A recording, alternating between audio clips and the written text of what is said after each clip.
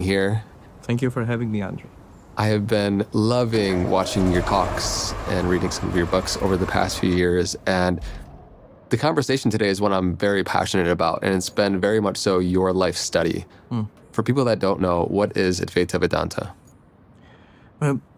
Advaita Vedanta is a very ancient school of Indian non-dual spiritual philosophy.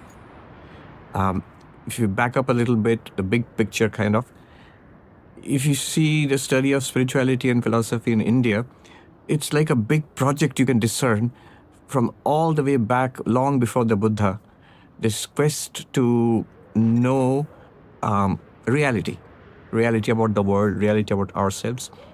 It was not like our modern scientific quest. Rather, it was a quest that there is something, if we uncover that, if we realize that or find that out, then our life becomes fulfilled.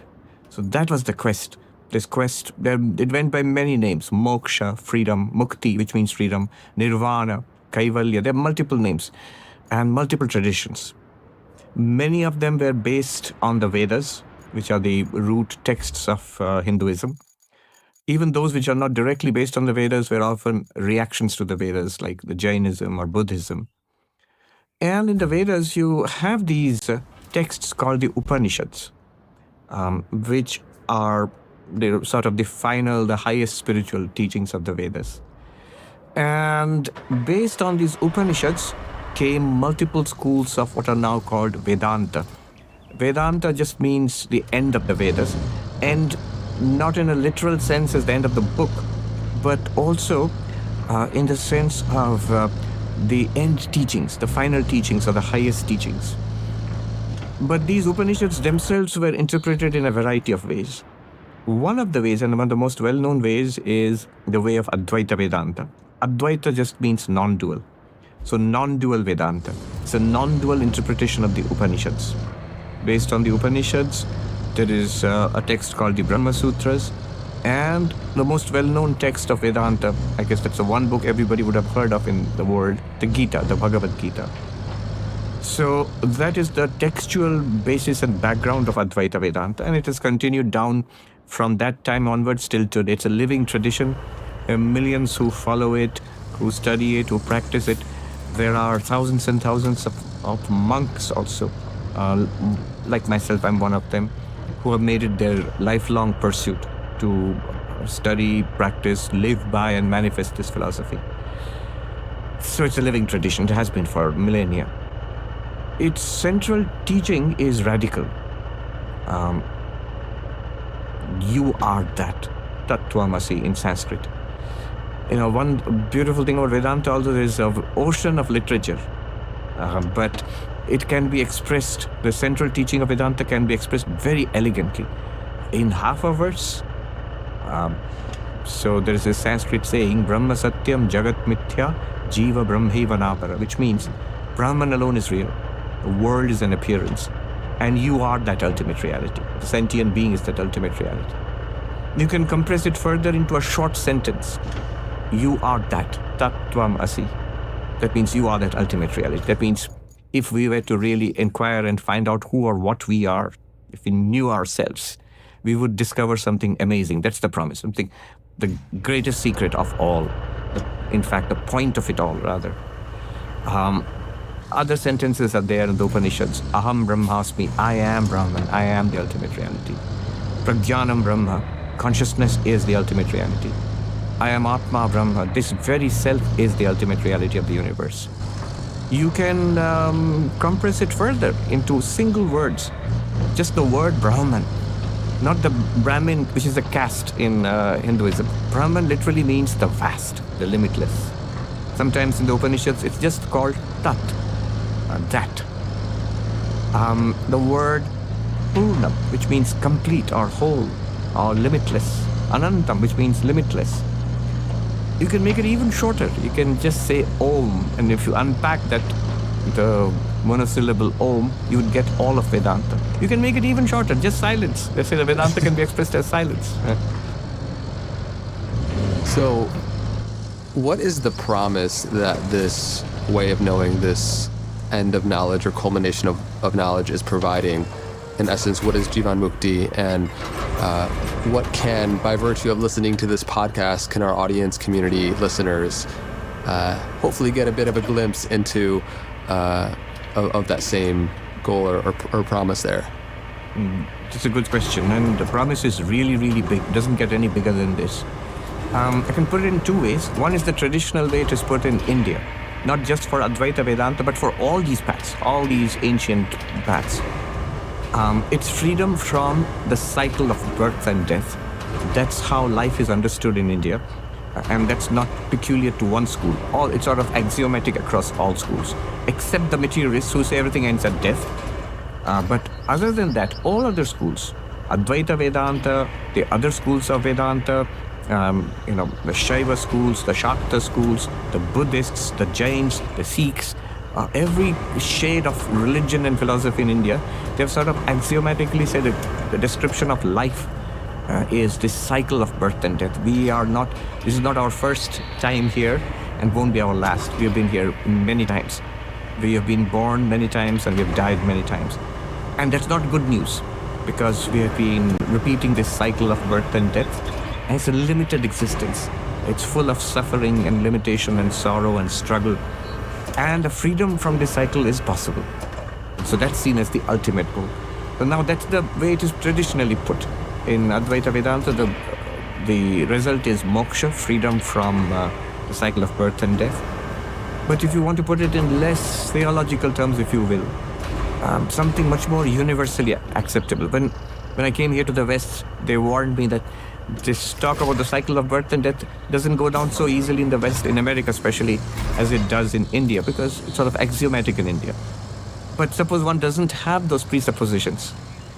What can be put something in a form that is universally acceptable to everybody is the attainment of deep, lasting happiness or bliss, if you will, and overcoming of suffering. A deep solution to the problem of suffering, the existential problem of human life. So basically it amounts to the same thing, overcoming the cycle of, transcending the cycle of birth and death and overcoming suffering, basically the same thing. This is also the language in which the other schools are also put. Buddhism also, the Buddha said life is suffering and there is a possibility of freedom from this suffering, and that's what he called nirvana. Exactly in the same way, Advaita Vedanta says deep, lasting fulfillment is possible. The Sanskrit word ananda, bliss is possible. And freedom from suffering is possible. And that's what it aims to deliver. This is the promise.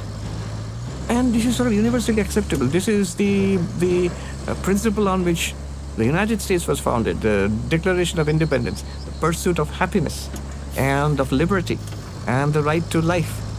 So life, liberty, and happiness, if you put it in Vedantic terms, the pursuit of happiness is ananda, bliss. The pursuit of life would be eternal existence. That means freedom from death, literally. And freedom, liberty. I don't know if the founding fathers meant it in a Vedantic sense, but they hit upon something very profound, very deep. Now, Vedanta also says that this realization is possible. It's not a post-mortem spirituality that you have to wait after death. After death you get to see God, or after death you get to go to heaven. Quite possible, and I do believe that's possible. But the really important promise is here and now, in this life. So that's the word you refer to, Jivan Mukti. The Sanskrit word Jivan Mukti means free while living in this body. So that's what the Advaita Vedantin aims at. That is not common to all the schools, because some of the schools would say that you really cannot be perfect in this life. You have to die and go to a higher state of existence. All that might be fine, but Advaita Vedanta, it is that way. It is very, very practical. It says that what is there must be here too. There's a saying: if you have it here, you have it there. If you don't have it here, you won't have it there. So the enlightenment which you get here will serve you there. There means maybe after death or in heaven or wherever it is. So realization of this and living it in this life. Swami Vivekananda, he put it beautifully. He said, basically spirituality is the manifestation of the divinity already within us. So the divinity already within us, our real nature, to know it, and not just to know it, but to live it, to manifest it. he put it in other words. He said, my mission in life can be put in a few words. Vivekananda.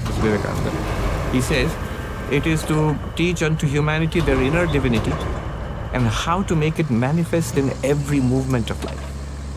It's in our thought, in our emotion, in our speech, in our actions. So that is the promise. And Advaita Vedanta as a path within what you might say is the umbrella of Jnana Yoga as a vehicle towards self-realization. We all have our own individual constitution and maybe resonate towards specific paths, which I'm sure we could, elaborate on. But there's something that has resonated so deeply within me, the path of Jnana Yoga, to be able to experientially verify claims and in our real-time experience, and especially as an intellectually and analytically dominant society and culture, I think is a really beautiful pathway and opening of the door for people to start to examine the nature of self and reality. And you do that, and you help guide people in that as well, so beautifully. And so when you think about the epistemic orientation of Jnana Yoga, of the way in which we come to know, could you expand about that? Yes, so I'll just touch upon this. You just mentioned our constitutions differ. You hit upon something very deep there. One reason why a variety of paths is desirable, well, there are two aspects to this. One is the nature of that ultimate reality. It could be, in fact, we hold that the nature of that ultimate reality which we are seeking, our ultimate reality and the reality of this universe, this is what Vedanta is inquiring, and Vedanta's teaching is that they are the two are the same. Our ultimate reality, what we truly are, and what this universe truly is one and the same thing. In Vedantic language, it's Atman is equal to Brahman. Atman means our inner self. Brahman is the reality of this universe. It's the same reality. So one thing is that the ultimate reality is so capacious that you can approach it in different ways. You can have different theologies, you can have different philosophies, and all would be right. It's a human limitation that we think if this is right, everything else has to be wrong. This is something really beautiful about ancient India. Until today, it's part of Indian culture that there can be multiplicity of viewpoints. And it doesn't mean that one is right and everything else is wrong. They could all be right. In fact, we hold that they are all right. Also, that's from the perspective of the ultimate reality. But from our perspective, as you said, we are diverse. Human beings are of many kinds, the internal constitution.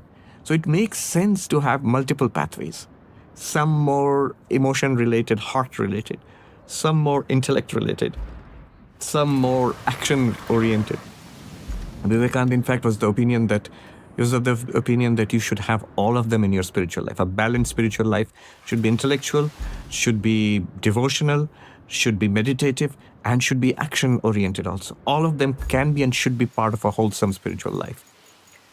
All right, but now to your question about the epistemology of Jnana Yoga. Yes, you're right. It's extreme. I find it extremely attractive. And I see large numbers of people are drawn to that side of Jnana Yoga. Let's put it this way. All these paths work, but let's put it under three broad paradigms. I'm just trying to bring out the uniqueness of Jnana Yoga. What makes it so special? One path of spirituality is something that is very common, immediately understood. You might call it the devotional path. There's a Sanskrit word for it, bhakti, the love of God or love of devotion.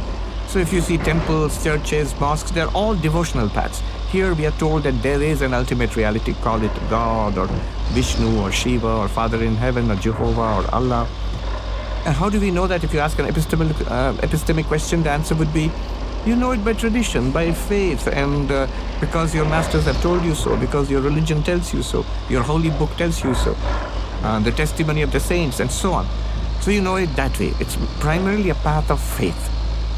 And the way it is practiced is also, if you look closely, it is love, devotion, prayer, music, surrender, adoration. It's a worship of the other, the divine as the other, God. The problem with it's a beautiful path, and it's a genuine path. It has produced mystics and genuinely enlightened people across the centuries. And it's the most common path which is what you get when you come to religion, first of all. But if you want to play the devil's advocate, especially in this day and age, We've never had so many atheists or agnostics ever in the history of humanity as we have today. Because in this path, because it's based on faith, it's possible to believe, it's possible to disbelieve. It's possible to believe otherwise. So yes, I believe in God, just not in the way you do. Yes, I have my own holy book. You have your own holy book. The problem with faith is one may believe, one may not believe, one may believe differently, one may believe strongly or less strongly, and one may disbelieve. And because it's not immediately experiential, it's based for a long time on faith. Although ultimately it does culminate in experience. It can be doubted.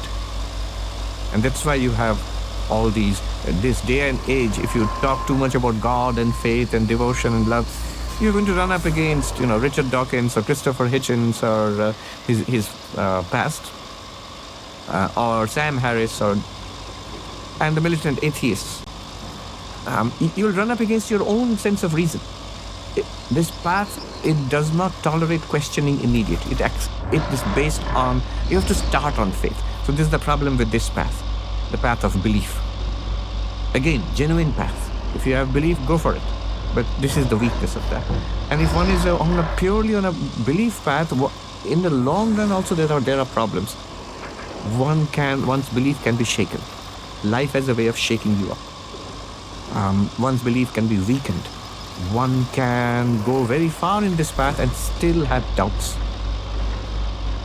I read a diary, Mother Teresa's diary, quite advanced in life, and she says, very touchingly, she says, I pray and pray and pray into the darkness, and there's no reply. So that can happen. In contrast to this, you have a second path. That is the path of direct experience. Let's call it the path of the mystics. In Sanskrit, we can use the Sanskrit term, the yogic path, where we are told, no, not a question of belief. It's a question of experience. As Vivekananda said, religion is realization. And this experience is open to everybody. We can all have that experience. And not only can we have that experience, we must. That's the whole point of human life. That's why we are here.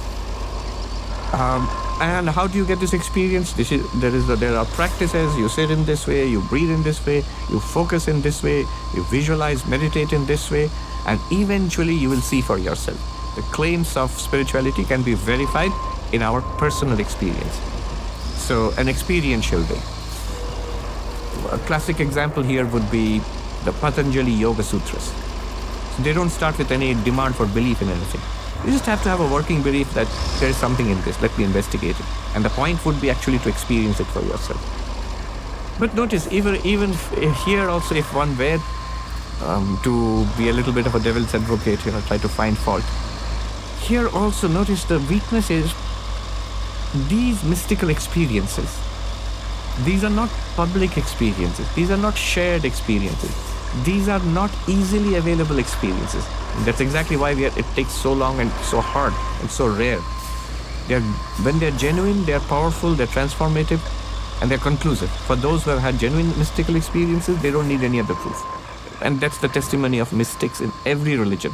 They are people who saw, men and women across centuries, across civilizations, across religions, the testimony of the mystics. But if you were to look at the lives of the mystics, how were they received?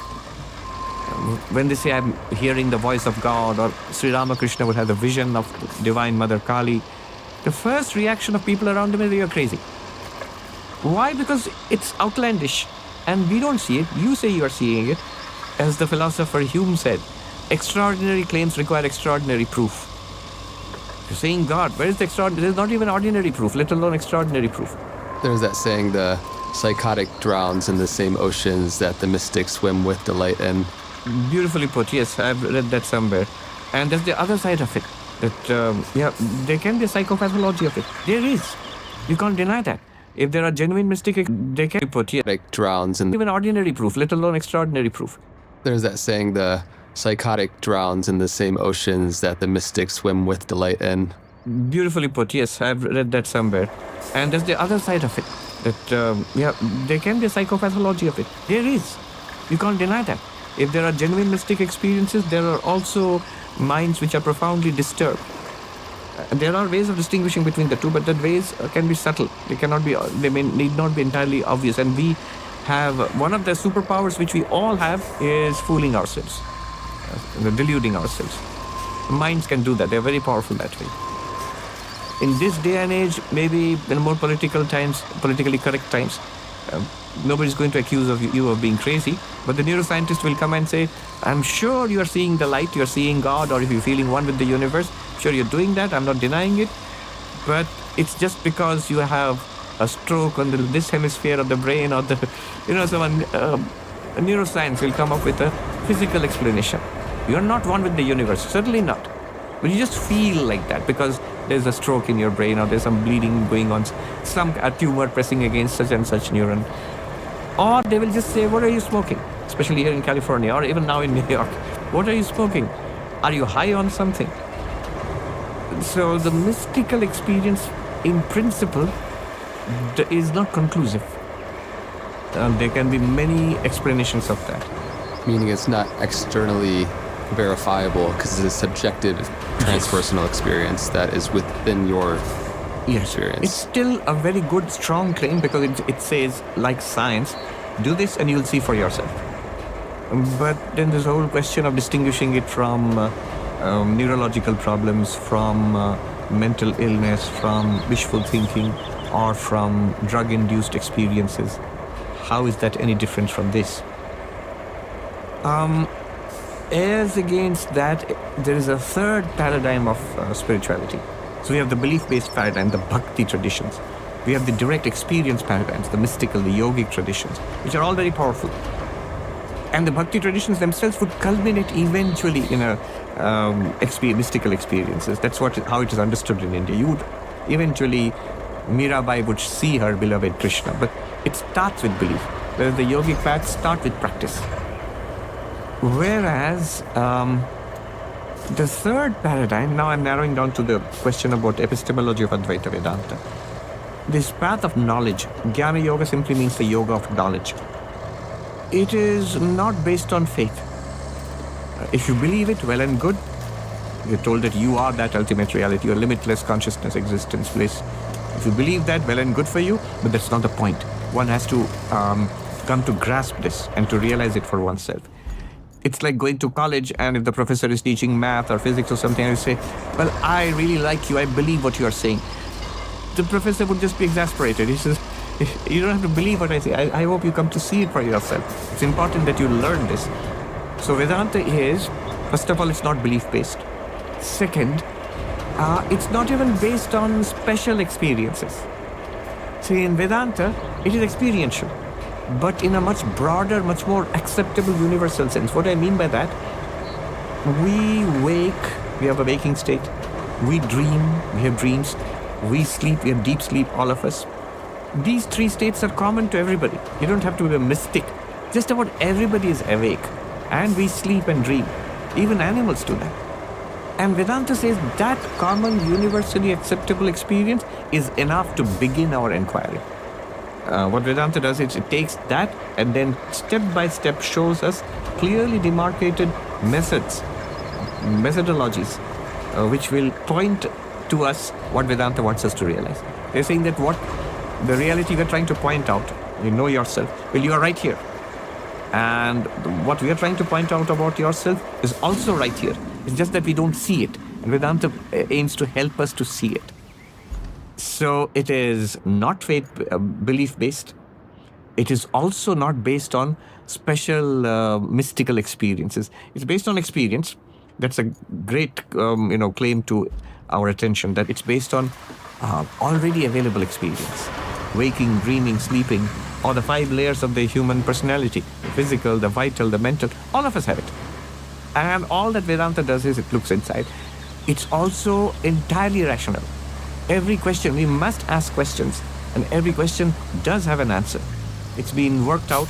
It's not free thinking in the sense of doing philosophy, because it's more like pointing out. The masters, they already know what they're talking about, and they want us to see it. So the goal would be to listen carefully to them, try to grasp what they're saying, and then look for ourselves. In fact, that's the method of Vedanta, the threefold method of Vedanta: to listen, and to reason and to meditate. In Sanskrit, Shravana, Manana, Nididhyasana. Shravana means hearing, listening. You listen from a teacher or you study it, but the core thing is actually listening from a living teacher. And then reasoning about it, question it, analyze it threadbare. One needs to have conviction. This is the path of knowledge. The intellect must be thoroughly convinced. The intellect by itself cannot help us to become enlightened. You can't argue your way to God, but the intellect can block us. It can throw up, it can tell you that this is crazy or this is not real. So your intellect must be convinced. It must see for itself, yeah, I get it now. And then it must come to see for itself also. So there is a gap between understanding and then the realization of it. So there is the hearing, there is the reasoning, and then the realization. But that's how knowledge works. You go to a classroom and you want to learn something. That's how it works. You ask questions, read, listen, argue, and then you have the eureka moment. Oh, I get it. So this, I think, is a special appeal of Advaita Vedanta. It's also the way of the, I'm joking here, tongue-in-cheek, the way of the lazy one, because it's the claim seems to be, you want it instantaneously or you want to work for lifetimes? I want it instantaneously. All right, you'll get it. Do you want it effortlessly or do you want to work really, really hard for decades before you get a glimpse of it? I want it effortlessly. Of course, there's a fine print to that. Instantaneous, effortless, true. But that is at the end of a long road of seeking and investigation. Yeah. Now, how important do you feel it is to acknowledge one's own ignorance to then begin the acquisition of true knowledge? How important is the awareness of our own ignorance? Oh, very important. That's where it begins. In Advaita Vedanta, the problem is not that we do not know who we are, know thyself, not that we do not know who we are. The problem is we think we know. In fact, that's the last place we would look. We're looking about for the ultimate reality of all things, for God, for enlightenment. We think we know who we are, and we are quite convinced the answer lies out there. Advaita Vedanta wants to show us the answer lies within you. In fact, you are the key to it. But for that, it has to show us that we don't really know ourselves. So the discovery of our own ignorance, that there are great depths to myself, that is the first step in Advaita Vedanta. A person, I'll show you why it is so important. Descartes, cogito ergo sum, I think therefore I am. He started his project of skepticism, doubting whatever could be doubted, to find the ground of all knowledge, the one piece of knowledge which can never be doubted. Nobody ever doubts that. And he says it's our own existence. Just the fact that I'm doubting it, just the fact that I'm thinking, shows that I exist. And that fact cannot be doubted. Nobody ever doubts, do I exist or not? Even in the act of doubting, you are proving your own existence. The doubter exists. So that part of it is famous. Cogito ergo sum, I think, therefore I exist. But a little further down in the meditations, Descartes says very touchingly, he says that we know so little about ourselves. He says it is passing strange. That which I am utterly convinced about, that which I can never doubt, I know so little about it. And that which I know so much about is always open to doubt. We know so much about the world. Now, 300 years after Descartes, we know much, much more about the universe. But it's always open to doubt and correction. And one thing we know that can never be changed, that I exist. But this I which exists surely, indubitably, Descartes says, I know so little about it. I don't know anything about it. But then he stopped. This is the difference between Vedanta and Descartes. He stopped because his quest was outward. How can I justify all this knowledge? He wanted a firm basis for all the knowledge of science or religion or whatever it is. And he found it in the indubitable existence of the self. That he did not investigate further. I exist, absolutely sure of that. Now let's get on with the business of justifying knowledge. Because Vedanta says, wait a minute. I exist. The self exists. There's no doubt about it. Nice work. But You what? saved the town. If they erect a statue in your honor, I hope they get your nose right.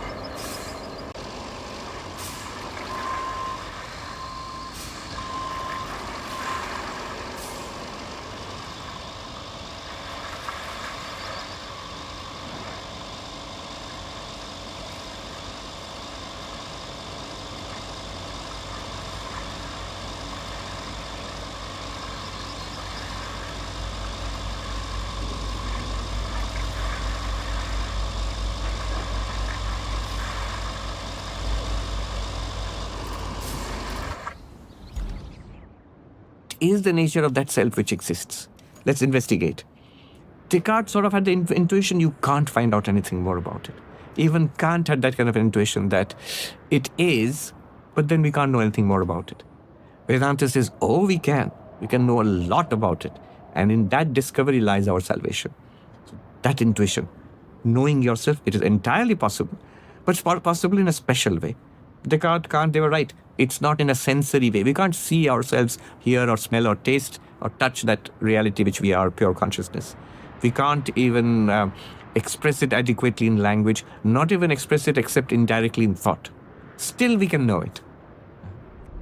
A quick share. If you've been following me for a while, you know I care a lot about starting the day well, as we all should. And hydration is one of those simple, important levers that makes a world of difference on your energy.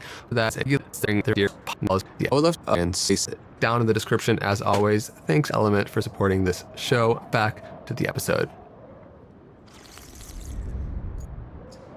So I would love to have you walk us through from the belief of a separate, egoic, individualistic self to the experience of I am that, the experience of the consciousness, which is the more fundamental aspect, the fundamental aspect of self.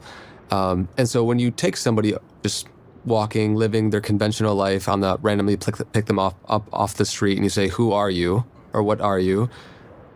There are all these presumptions about our name, our ethnicity, our religion, our caste, our creed, who we are as a mind and a body. And what you're proposing here, which is not foreign to people who have listened to the show before, from the various different mystics and sages to the consciousness researchers and physicists, we've explored this. But I'd love for you to walk us back into examining who we are in our most fundamental essence, and consciousness, as it's often referred to as light. I would love for you to draw on that metaphor as well, if you could. Yes, as you said, it's not new. And it's not in particularly unique to Advaita Vedanta. Though I believe in all my explorations of literature in the field, in the East and the West, modern and ancient, nothing is developed as deeply or in such a sophisticated way as Advaita Vedanta. In many traditions, it's there, but it's been either marginalized or even actively persecuted. This non-dual teaching that you are that ultimate reality. Sometimes it can seem extremely blasphemous. In Vedantic schools also, there are dualistic Vedantic schools which consider us, the non-dualists, just outside the pale because you guys are crazy, you're megalomaniacs, you think you're God or something. So, yes, the path of Advaita Vedanta is analytic. And it starts with experience, an analysis of our experience. Experience here, the path is what philosophers might today call phenomenological, looking into how it feels. As I said, it is not unique. You've talked to people who would have said more or less the same thing. But it's good to cover that ground again and again. Listen carefully and see where it takes us. So it starts with the misconception that we know who we are. And first, that must be dissolved. To know who I am, Advaita Vedanta starts with deconstructing who I am. So if you, as you said, ask the person just off the street, who are you? And I like the question, what are you? Who are you is more catchy, but who can be misleading, especially in our day and age. Who means, oh, am I a musician, or am I a scholar, or am I a good person, or what kind of person am I, or what's my profession, what's my destiny in life, what's God's plan for me. That's how I define who I am. That's not what Advaita Vedanta is talking about. It's much more literal sense. What exactly are you? And then if you push the person, in fact, it's helpful to ask, point to yourself. And we generally would say, here, I am this. So Advaita would say, so you are the body? So I guess I am. Well, notice something. I, the self, I say I'm the body. But notice that the body is an object. Like this glass, like this table. It's an object. It's something that I experience. I, the experiencer, the subject, and the object are not literally the same. It's in fact even not allowed either by grammar or philosophy. It is self-referencing. So the object must be distinct from the subject. And then in that case, the body is an object. Clearly, it's an object. Another way of looking at this is that I am the experiencer and the body is the experienced.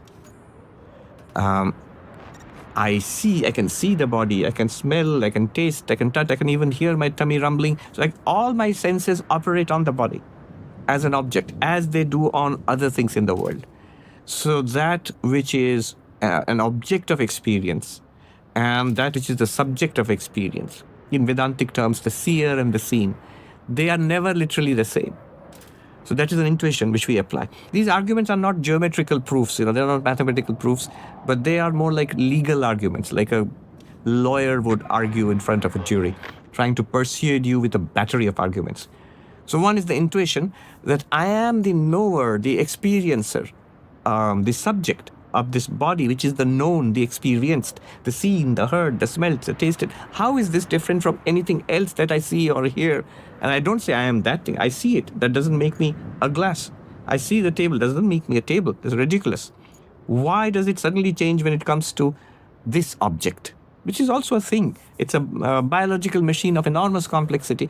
But why do I think I am this?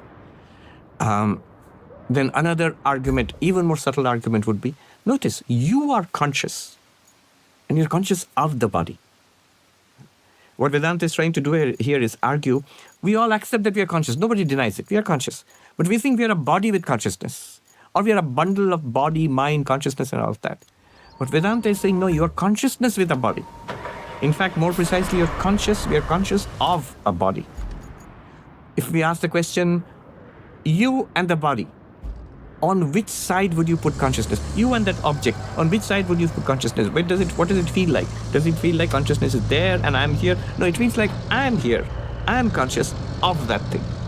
I have no feeling of whether that thing is conscious. In fact, the only place where we find consciousness is in ourselves. Immediately I must clarify. People will say, well, you're surrounded by people. Andre is conscious. But I am not conscious of Andre's consciousness. I'm conscious of Andre's body, language, behavior, the visual evidence, body language, all of that. If I were a telepath, I would look into Andre's mind. But at no point, it's just technically impossible. It's impossible in principle to make consciousness an object. And that's very interesting. Everything else can be objectified. So you find consciousness is always on the side of the self. And the body is an object. Consciousness is not on the side of the body. This thing is an object, and I am aware of it. So that which I am aware of, and I, the awareness, these two must be distinct. Another argument could be, the body is a stream of changes. There's matter continuously changing here. I'm eating, and the body is perspiring or evacuating, eliminating waste. Matter is continuously flowing through this machine. And I have the intuition of being the same person. The baby's body and the child and the young person and the middle-aged person, so different. Has changed so much. But a common sense tells me, memory tells me, law tells me, you're the same person. The baby and the child, the young person and this middle-aged person, you are the same person.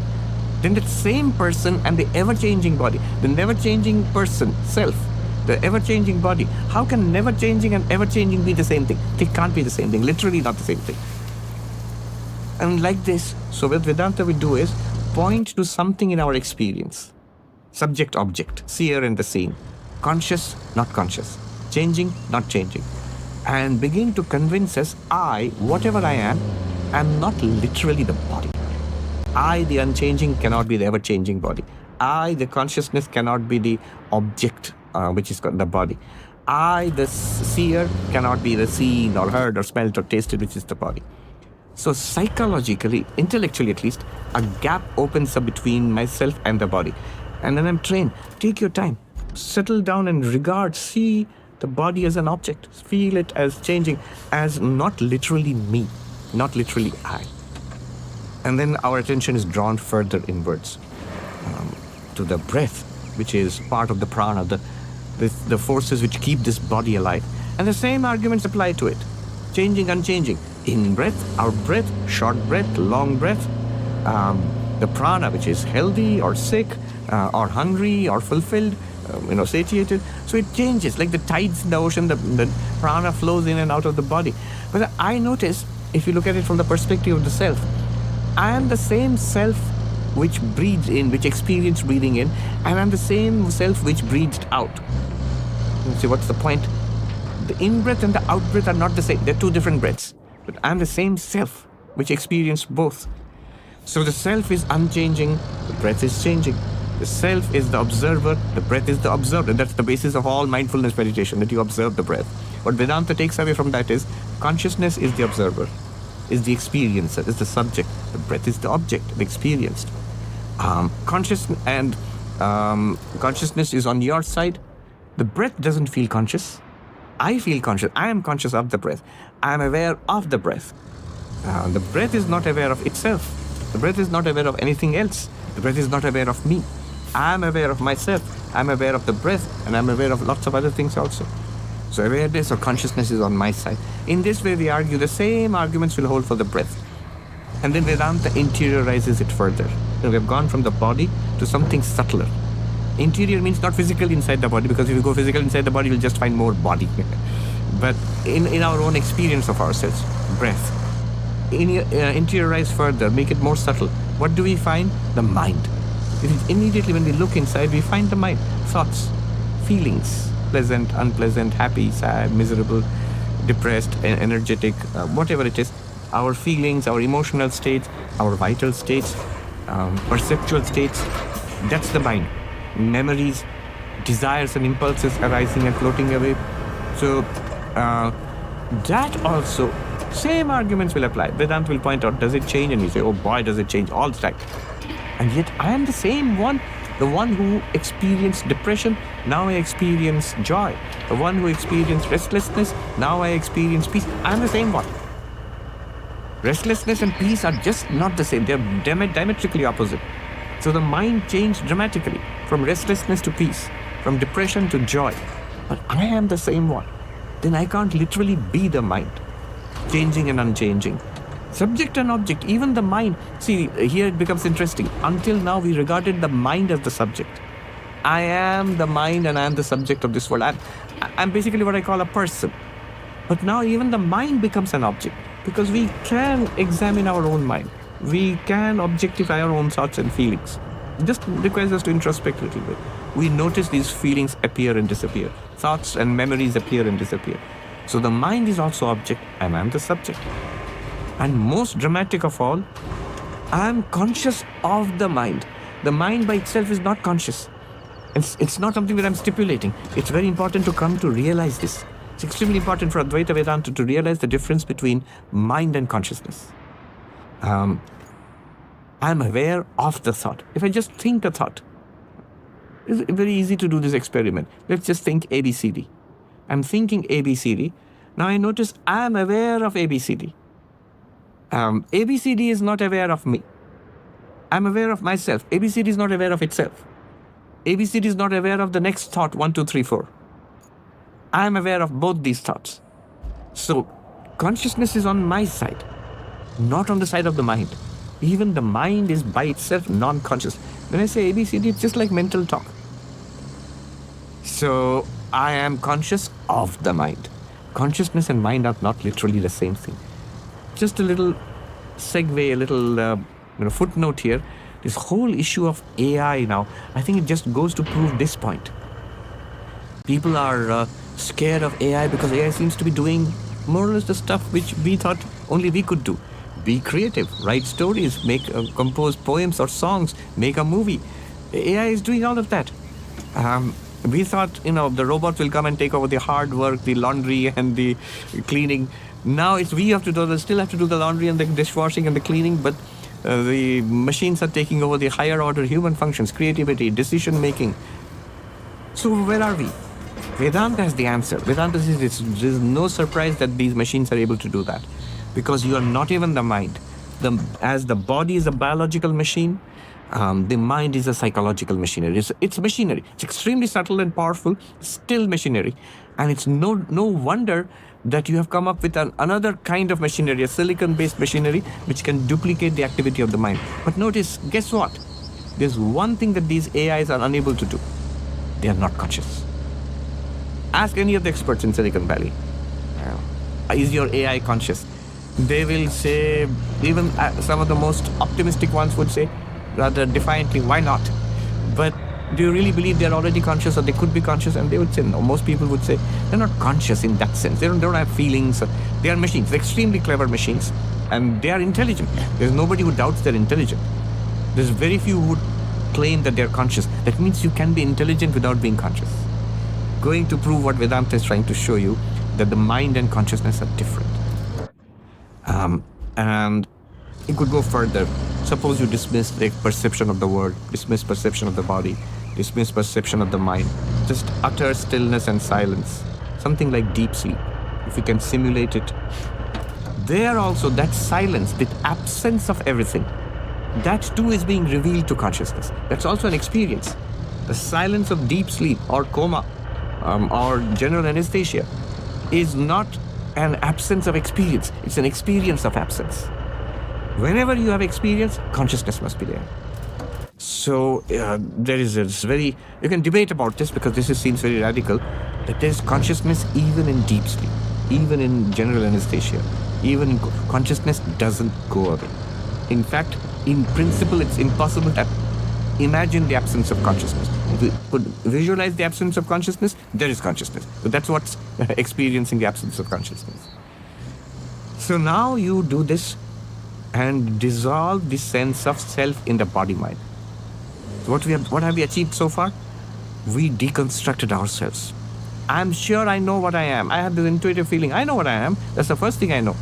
But now whatever candidate I put forward to the question, show yourself, body.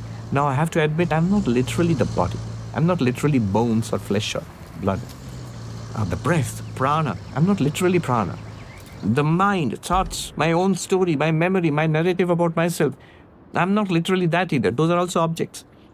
The intellectual understanding of who I am, that also is the part of the intellect. It's part of the mind.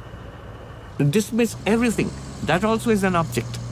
So whatever I put forth as I know myself, but yet I can't point to myself. Whatever I point to, I am forced to admit, no, not quite. I'm not quite that. So what we have achieved now is a deconstruction of our sense of self. If I stopped here, I would be a good Buddhist. That's where the Buddhists stop. You see, this is enough. There's no self.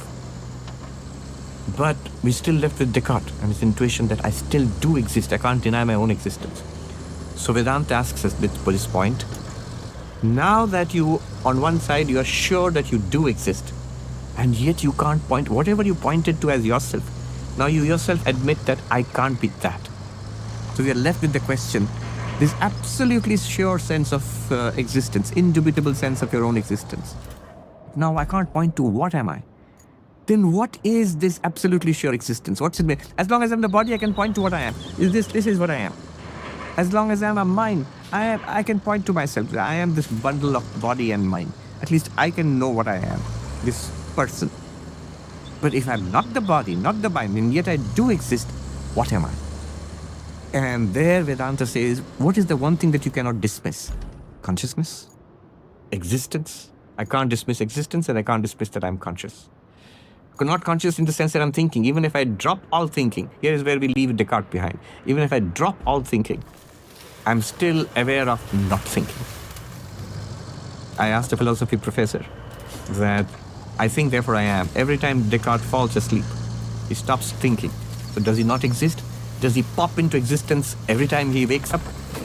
In fact, there are gaps between thoughts even when we are awake. So does he pop in and out of existence? There's a school of Buddhism, the mind-only school, which actually says this, that our existence is actually a series of flashes of consciousness. But Vedanta says even the gap between the flashes is also illumined by consciousness. So consciousness is also existence. Existence is consciousness, phenomenologically speaking. There we have the bare nature of the self. But that consciousness is not an object. It can never be an object. Everything is an object to it. It can never be denied, and yet it's not an object. Something utterly different. For the first time, we're confronted with something utterly different from anything that we have ever known. All that we have known were objects. The objects to consciousness. In fact, even the so-called subject, even the so-called self was an object to consciousness.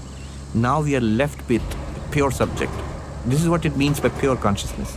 Doesn't mean a consciousness which is very clean or pure in a moral sense. It's just pure because it is bare consciousness or bare awareness. This is who we are at our at the ground level. Okay, so this is only the beginning of Vedanta, Advaita Vedanta. This is where a school like Sankhya, a very ancient school, it stops here. It says that, so we have two ultimate kinds of reality, consciousness and objects. We are consciousness, and the universe is objects. This collection of objects which call the universe, they give it a name, nature, Prakriti. So they have a thoroughly dualistic system, Purusha and Prakriti, consciousness and object. And that's intuitive, kind of, because that's how we experience the world, subject and object. It just pushes it to its limit and says, everything objective includes your body, includes your mind, your thoughts, it's not yours. They all belong to the object. They all belong to nature. And you are bare awareness itself. The utterly non-objective, pure subject awareness. But Vedanta goes further. It says that, what is the relationship between subject and object? The next question it asks is that, all right, I am awareness. Here is this objective universe. It contains everything I knew so far, the entire universe. Also what I thought I was. Body is part of this universe. Physics says the body is part of the universe. And we go beyond physics. We go to Vedanta saying even my thoughts, my mind, the personality I consider myself to be, that's also part of the universe. That's also part of the objective nature. Then what's the relationship between me, the consciousness, and all these objects? What's the relationship between Purusha and Prakriti? Sankhya says they're different, they interact. And the problem there would be, if we go by first principles, by argument, is how would two utterly different things interact?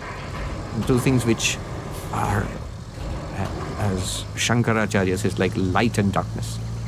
They can't interact, and yet they seem to interact. Why can't they interact? Where would they touch? The point at which they interact, would that be consciousness or object? Everything is either object or consciousness, and they're interacting. You use the light metaphor. In Vedanta, we often use the light metaphor, but it has its limitation too, because light is also material light, and this is also a material table or a glass.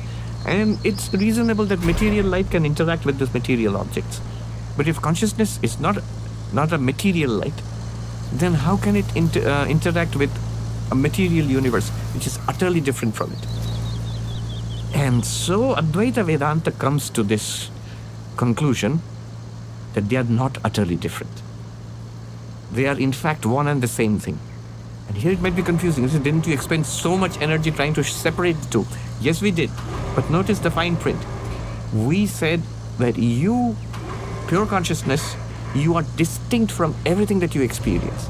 The entire universe, including your body, what seemed to be most intimate to you in your personality, you're distinct from all of that. You are this impersonal consciousness. And we hold on to that. But now what we are saying is, we never said, you are distinct from all of this, but what about all of this? Is all of this universe distinct from you? When Vedanta says no. What does it mean? In our dreams, the dreamer experiences a dream world and dream people and actions. In fact, a dream body also. We are ourselves there in our own dreams, like an avatar in a virtual reality. We are there. But when I wake up, the whole thing disappears. I, the dreamer, I am distinct from whatever I dream about, the contents of my dream. Because I exist before the dream, I exist during the dream, I exist after the dream. But the contents of the dream, they don't exist apart from me. They are all projections of the dreamer's mind. Similarly, what Advaita Vedanta is saying, the final conclusion it comes to is, yes, you are this impersonal consciousness, pure consciousness, bare consciousness, the ultimate subject, it is true. But whatever you experience, this entire universe, physical and mental, all of this is also you. You are appearing to yourself as your own object. So, just like a dreamer experiences himself as everything in the dream, you are distinct from the entire universe, but the universe is not distinct from you. This is the meaning of non-duality. There is no second reality apart from you, the bare consciousness. the pure consciousness. This is what's called Maya. That pure consciousness can appear to itself as a physical, vast physical universe, as time, as space, as objects in time and space, as bodies, as personalities, as lifetimes, birth and death, all of that. And yet it continues to be nothing other than pure consciousness. So this is the meaning that Brahman is all. This is the meaning of you are that Tattvamasi. This is the meaning of non-duality. Non-duality in what sense? Non-duality of the universe with consciousness. It's like if you look out at the Pacific Ocean. You have thousands and thousands of waves. But it's the non-duality of all the waves with regard to water. If we count water, then there's only one thing in the Pacific Ocean. You can't say there's water and 1,000 waves. Because then you're double counting. The waves are also water. So the waves are non-dual with respect to, even though there are 1,000 or 10,000 in number and always changing, they are non-dual with respect to the wave, with the water. If you see the water, there's only one thing there, that's water. The 10,000 waves are also that same water.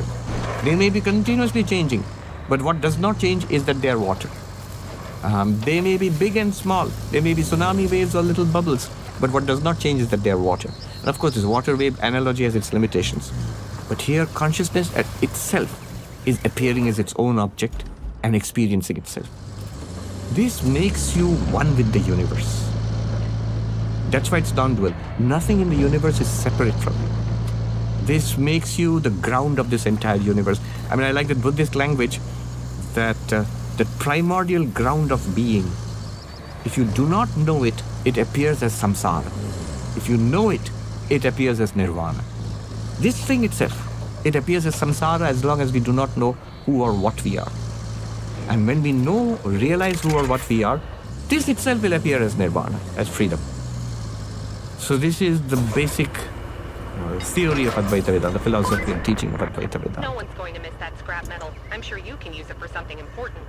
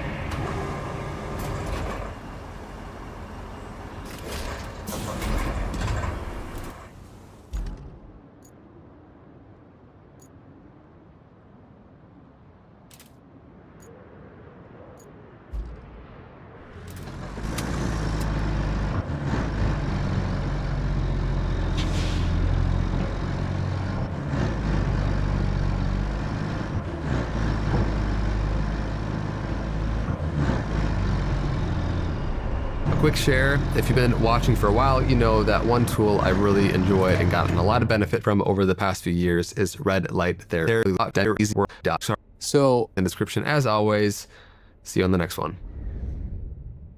So, this distinction of falsity, that the world and its many different appearances in essence is non-dual. It is not distinct actually in the way that we were describing as subject and object, but that water is the one pervasive thing that everything is made up of, like the many different waves in the ocean. Now, can you help us kind of close this gap to be able to understand and experience for ourselves? And maybe you have a guided practice, maybe it's just more through the reasoning,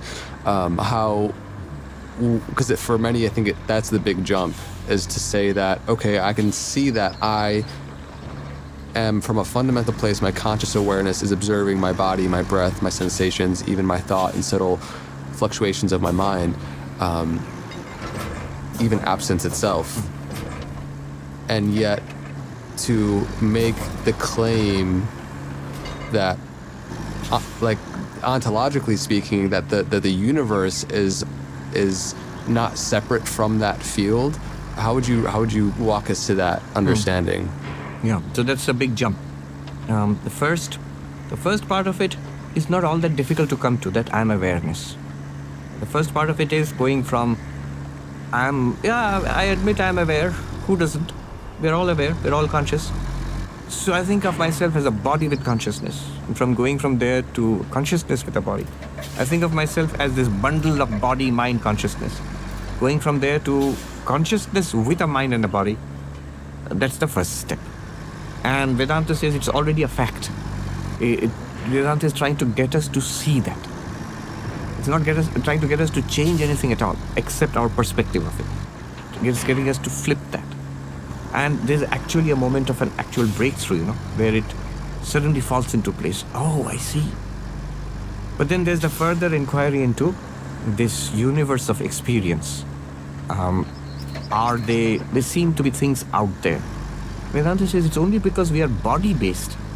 If I'm this body, clearly all the other bodies and all the living and non-living things are outside me. It's quite clear.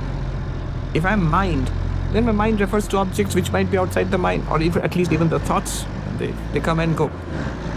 But as consciousness in which all of this appears, is all of this ontologically separate from consciousness or not? Is it a separate, independently existing reality? Vedanta would claim not. But that's the doctrine of the falsity of the word. It's like saying, there are 10,000 things, ever-changing things in this ocean called waves. As long as I don't know what water is.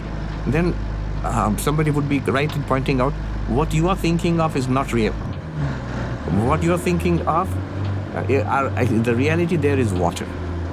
You're thinking there are things called waves independently existing out there without an appreciation of what water is. The moment you understand what water is, then the waves are also explained what they are in reality. So that's the doctrine of the falsity of the world, what the Mahayana Buddhists would call the emptiness of existence. In itself, they are not independent, separately existing entities. Before we go into the practice, we take a little philosophical step back and say, what alternatives could there be to this? Take the most common alternative, materialism. Materialism is also a kind of monism. Just says that the one reality of the universe, the one non-dual reality of the universe. Materialist can also say, I'm a non-dualist. But the non-dual reality which I'm talking about is matter. And everything else is nothing but matter. Whereas the Advaitin says the non-dual reality is consciousness. Even matter is nothing but consciousness. So what is this relationship between matter and consciousness? Today, this is the hot subject. It's called the hard problem of consciousness. Going back to the question about AI and consciousness, notice that it should have been easy to replicate consciousness. Why?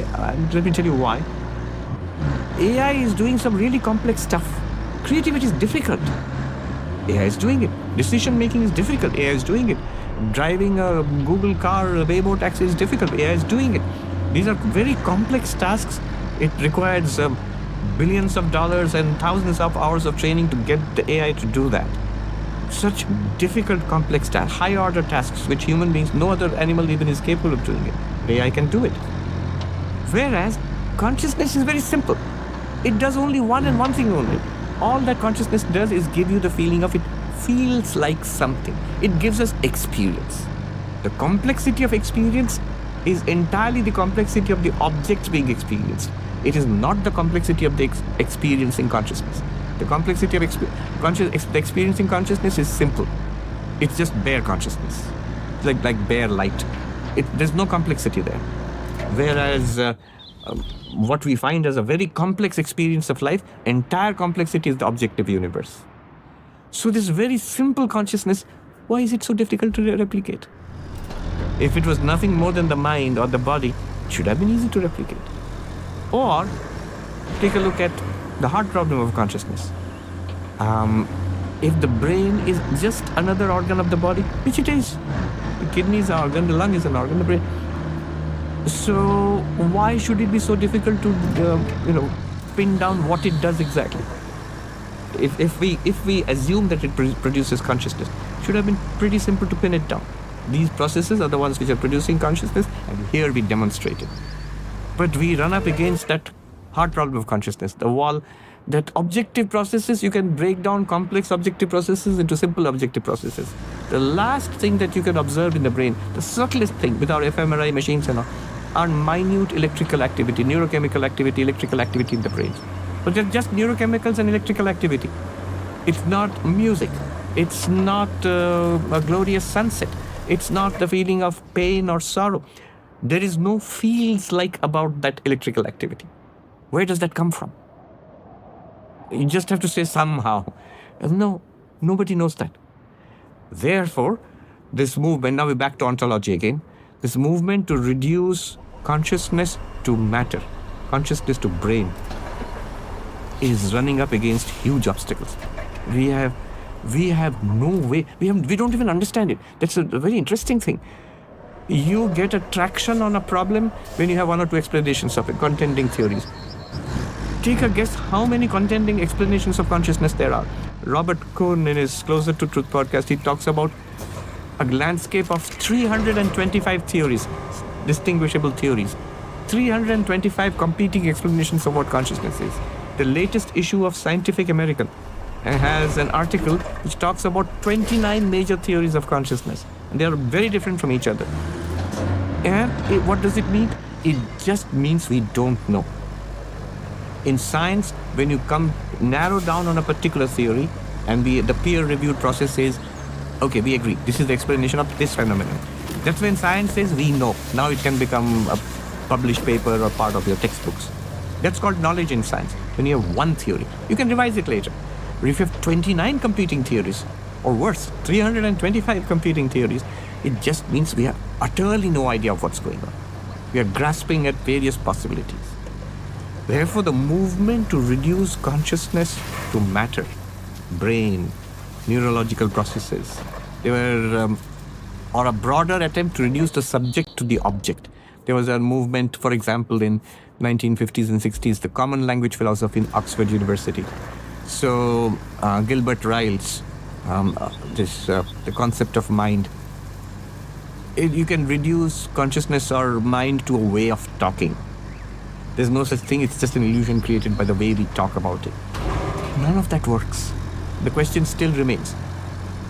On the other hand, if we entertain the possibility that matter can be reduced to consciousness, the first immediate thing we see is that tallies with our experience.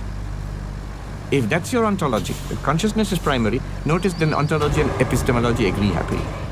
Epistemically, knowledge and experience-wise, consciousness is prior. Nobody denies that. Nobody. Even the materialist does not deny that. Consciousness has to be prior. It's consciousness which experiences. So everybody agrees, epistemically, consciousness, epistemologically, it's first. Ontologically, what is primary or prior? Materialist says matter is prior. Our experience says that it is to consciousness that matter appears. The philosopher Galen Strawson says that he wrote a tongue-in-cheek article in the New York Times. The hard problem of matter. He says there is no hard problem of consciousness. We are conscious. That's the first fact. It's before every fact. And then matter appears to us in consciousness. So the question is, what is matter, not what is consciousness? And when we investigate matter, we find it is disappearing before our very eyes, into subatomic particles, into quarks. Now they're talking about superstrings and whatnot, becoming more and more mysterious. In this context, I remember the physicist, cosmologist Penrose. I heard a quote about, he says, "I'm uncomfortable being called a materialist because, you see, I do not understand what matter is." It's becoming more mysterious. And curiously enough, somebody pointed out that in the last 20 years in physics conferences, there's a curious new entrant, consciousness, which is the last thing you would expect. You'd think consciousness is a biological thing, product of the brain. Why is it back into the fundamental nature of the universe again? This points to the Advaitic thing that maybe the two are not different. On one side, time, space, matter, energy; on the other side, consciousness. If you can't reduce consciousness to matter, then it stands to reason, how about treating consciousness as something fundamental? Leave them apart, consciousness and matter, but then you have the interaction problem of Sunken. So if you do the other way around, in principle, consciousness is something that which is experienced in matter is that which is experienced in consciousness. Notice it preserves all our scientific findings, and it solves the hard problem of consciousness also, in the sense that consciousness becomes fundamental. What does consciousness do? It gives you experience. It feels like something to experience. And then the implications of it. If consciousness cannot be reduced to brain, in that case, it opens up the possibility that when the brain dies, consciousness need not die. If it's not being produced by the brain, if the brain is something like the door, everybody who's here has walked through the door. But we don't say the door is amazing. How did it produce all these amazing human beings? No. You can learn something about the stuff in this room by looking at the door. Certain dimensions and limitations. So you can learn a lot about mind and consciousness by studying the brain, as we are. But it doesn't explain consciousness. It doesn't even explain mind. So here is the ontological justification. Indian philosophy, by the way, these are not final answers, because Indian philosophy, thousands of years, deliberated upon this and came up with every possible alternative which is there in the world today. All those 325 theories were also prefigured in many of the Indian thinkers centuries or millennia ago. There are materialists, there are idealists, there are subjective idealists, there are absolutists, there are positions which have still not got any corresponding modern equivalent. But I find the Advaitic answer very satisfying. Philosophy, reason, but also your personal preference. It locates the ultimate reality in yourself. It locates the ground of all knowledge in yourself. And it also locates all value in yourself. Sat, Chit, Ananda. And if you look at philosophy, there's a study of reality, ontology. There's a study of knowledge, epistemology.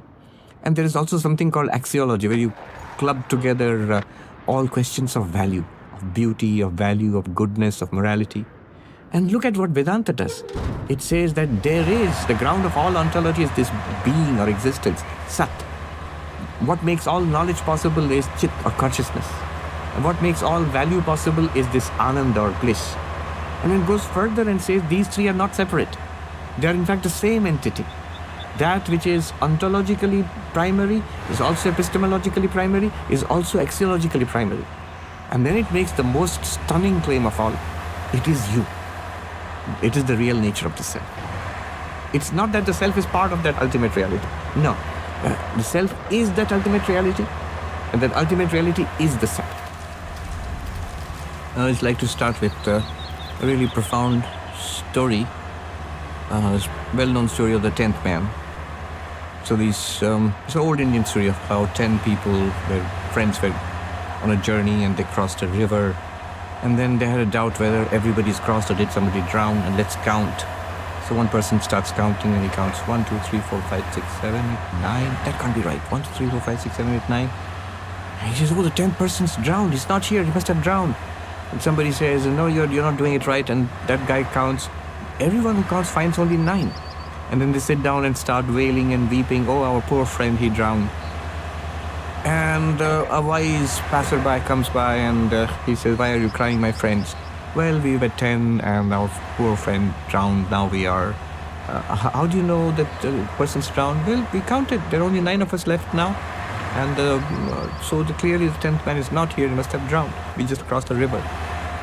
And this person must have counted them and found there were 10, and he understood what's going on. Then he says, "The 10th person is there. Don't worry. Don't stop crying." "Really? It's there? Will you show us?" "Yes, I'll show him to you. It's perfectly all right." "How?" And he says, "You count." "We've already counted." "Just humor me. Count again." So one of them got up and started counting. 1, 2, 3, 4, 5, 6, 7, 8, 9. I told you, 9. And this passerby catches hold of the counter's hand and turns it around and says, "10. You are the 10th. In Sanskrit, Dashamas Tvamasi. Thou art the 10th. And this man goes, "Oh, I see. I'm the 10th. 1, 2, 3, 4, 5, 6, 7, 8, 9, 10. Wow." Others say, let me try. And they try, and everybody finds the 10th one, and they're very happy. Now, Advaita Vedanta uses this story. In fact, in more than one text, it's been used in one text, especially called the Panchadashi. So it illustrates the 7 stages of the spiritual journey in the Advaita path. So there's the first, the ignorance about the existence of the 10th person. Then the error that the 10th person is drowned. Like samsara, we do not know who we are or what we are. Then the error comes, sorrow, struggle, suffering, life and death, samsara. That's the second stage.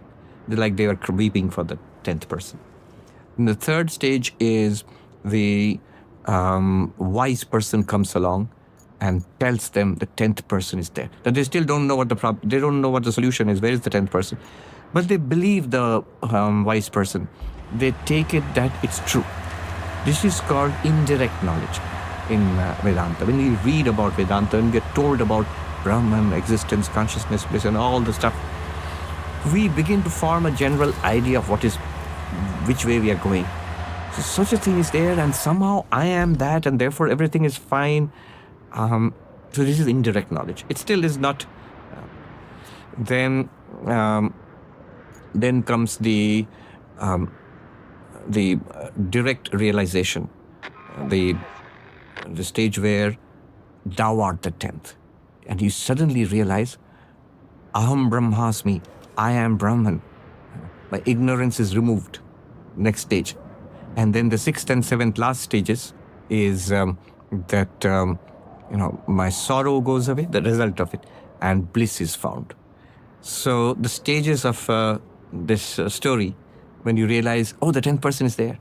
I am the 10th person. 10th person is there, and I am the 10th. There's a world of difference between the two. There is Brahman, there is an ontological ground of being, an ultimate reality. Great. But what about me? I am that reality. If that becomes clear, suddenly it flashes. It makes all the difference. And then there's the further stage of the 6th and 7th stages of where progressively in our lives, we see the disappearance of sorrow and the pervasion of bliss. All right, so this is the story. And then we go into the practice. So there are multiple modes of inquiry in Advaita Vedanta.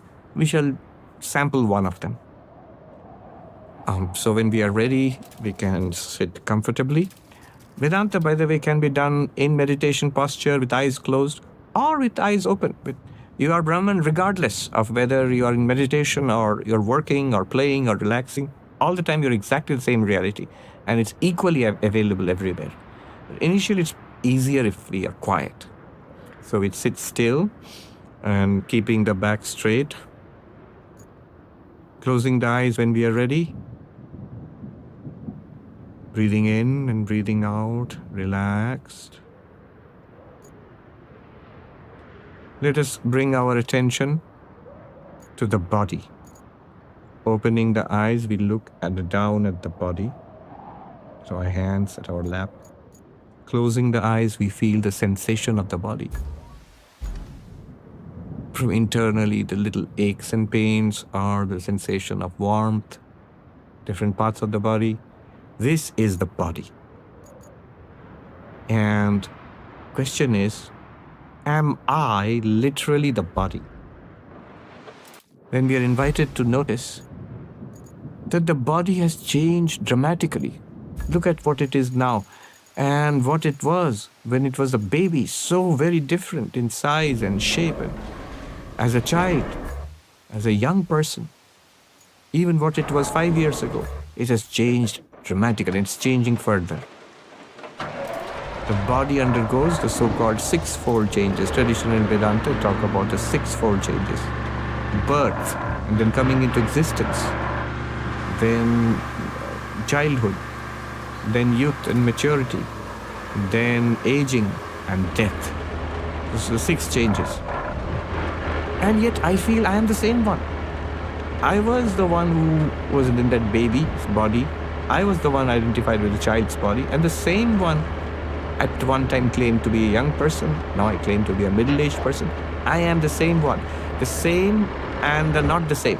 The changing and the unchanging cannot literally be the same, cannot be one and the same thing. So I, the unchanging, and the body, the ever-changing, I can't literally be the body. Relaxed, stay with that idea. Now another thing I see, that the body is an object to all my senses. I can see the body, I can touch the body, I can smell the body, taste the body, even hear the sounds in the body. The body is objectified by all the senses. It is that which is seen, known, and I am the subject, the seer, the knower. The seer, the knower is never known, I never become an object to myself. The body is an object to myself. Therefore, I, the seer, and the body, the seen, cannot be the same thing. I, the subject, and the body, the object, cannot literally be the same thing. Relaxed, take a breath. I'm aware of the body. I'm conscious. I notice I am conscious, and I notice myself, I am conscious. And I notice the body also. And as far as I can notice in my experience, there's nothing to suggest that the body knows me, the body is aware of me, or the body is conscious of itself. It's an object in my consciousness. I am conscious, the body is not conscious. And if I stay with that, I see I, the conscious, and the body, the non-conscious, cannot literally be the same thing. Hence, I conclude, even as I am experiencing the body, I feel the body. Now, to this body, the changing body, and I, the unchanging, I cannot be the body. The body which is seen, an object of knowledge, and I, the subject, the knower, I cannot be the body. The body which is not aware, I am aware of the body. I, the consciousness, the awareness, and the body, that which is not conscious or aware in itself, cannot be the same thing. I am not the body. We take a breath, relax, and gently draw our attention to something more subtle in our experience of ourselves, phenomenological, the breath itself. Breathe in and out. Notice how it is ever changing. In breath, out breath, short breath, long breath, shallow breaths, deep breaths. And I am the same one who experienced the in-breath, out-breath, long breath, short breath, etc. I do not change with the varieties of breath. I, the unchanging, breath, the ever-changing, ever-flowing. And I know the breath. I am the knower, the seer. I am mindful of the breath in mindfulness meditation. The knower and the known cannot be the same. So I, the knower of this knowledge, the subject, and the breath, the object of this knowledge of the breath, are not the same thing. Third, I am clearly conscious, and I'm conscious of the breath. I'm also conscious of myself, my own existence, and I'm conscious of other things. But as far as I can experience, the breath is not conscious of itself. nor is it conscious of me, nor is it conscious of anything else, including the next breath. Therefore, I, the conscious, and the breath, the non-conscious, cannot literally be the same thing. Relaxed. I look inwards, further. Not body, not breath. Subtler, inwards. Thoughts are there. Memories are there. Sensations are there. Impulses and desires are there. Likes and dislikes come and go. This is the mind. And similarly, same arguments apply. Let us notice the ever-changing nature of the mind. That is something we can notice immediately. How much the mind changes in the course of a single day. We look further and we notice the mind can be known. I can introspect and know my own thoughts, my own desires, and register them, my perceptions, my feelings, my memories. The mind, the known, and I, whatever I am, the knower of the mind, I cannot literally be the same thing.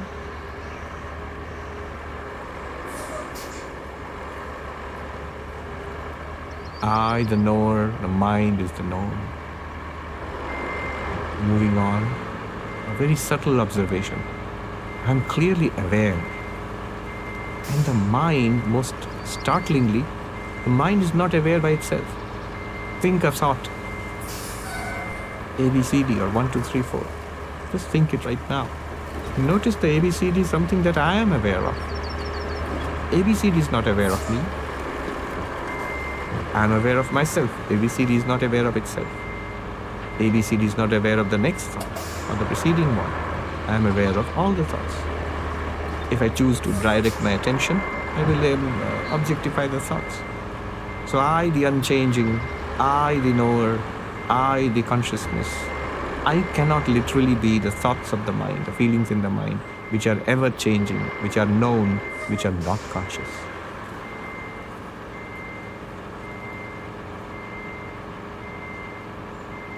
Breathing normally, relaxed.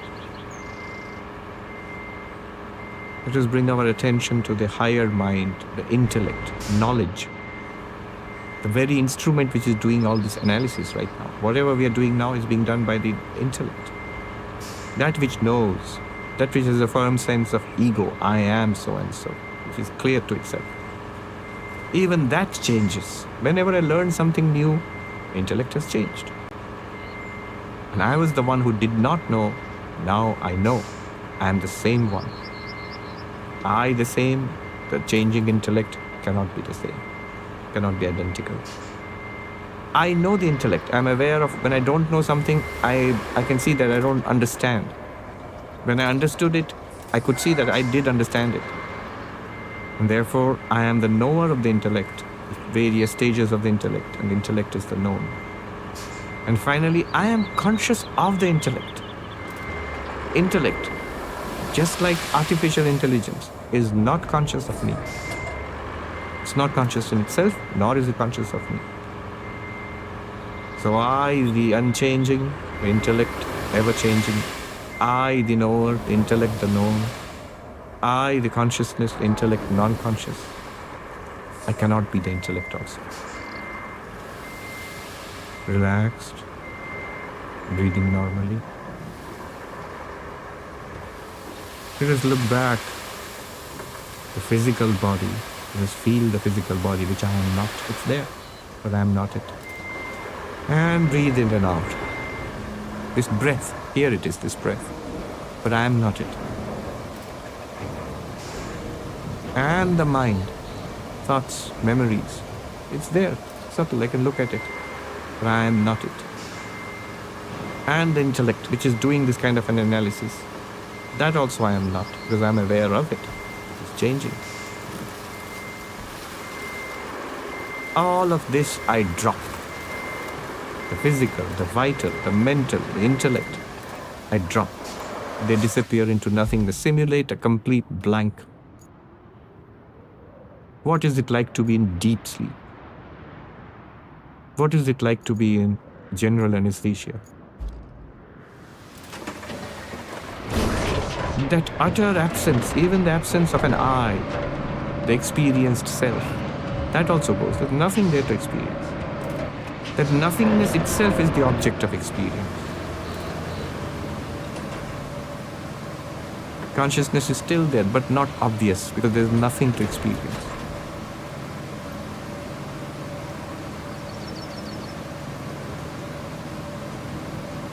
So I am not that blankness, that nothingness also, that darkness of deep sleep or general anesthesia. That too comes and goes. That too is known. That too is a non-conscious object or absence of objects.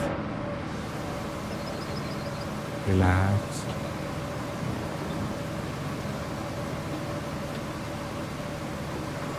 Now I bring to mind the 10th man story. How they counted, the 10th man counted all the other 9 and did not count himself. But why did he not count himself? That's because all the other 9 are objects. All along he's used to counting objects, noticing objects, dealing with objects, speaking about objects, thinking and feeling about objects. Never about the true self. And thus when he counted the 9, he couldn't find the 10th, because there was no object to count as the 10th. Where would he look for the 10th? Exactly where he found the other 9, outside, as objects, to be counted. But the 10th is not an object to be counted. It does not mean that the 10th doesn't exist, it's drowned, no. He's himself the 10th. And so the turn comes from the 9th, 1, 2, 3, 4, 5, 6, 7, 8, 9, and turning towards oneself and noticing oneself as the witness of the 9, as the counter of the 9. That completes the 10. Similarly, let us do it now. Relaxed. Breathing normally. This we will just notice. Here is the body. I notice the body. Feel the body. Here is the breath. I notice it, I feel it. Here are thoughts, memories, sensations. That's the mind. And then there is the intellect, which is doing all this thinking. Then visualize the absence of all of them. Nothing. Now quick. To whom or to what are these 5? The physical, the vital, the mental, the intellectual, the absence. What are they appearing to? Don't try to answer it. Be it.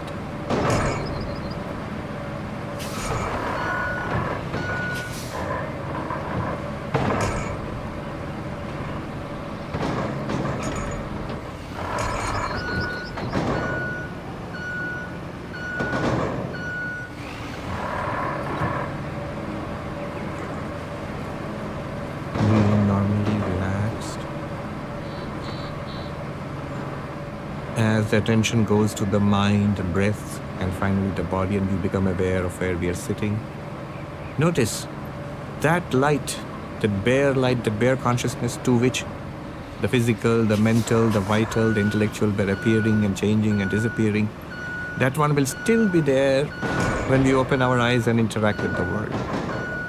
It wouldn't have changed. Gently open our eyes. Look around. It is by that light which experience the mind, the intellect, the breath, the body. It's by that light I'm experiencing the world. That light I am. And now let's use the intellect to appreciate what we have found. If that light is not the body, then the properties of the body belong to the body and not to that light. The aging is aging of the body. The sickness or hunger and thirst is of the prana, not of that light.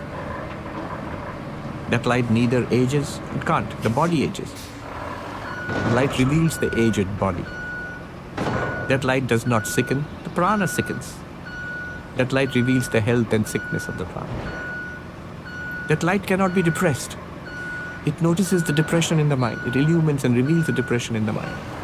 The arisal of depression like a dark cloud in a blue sky.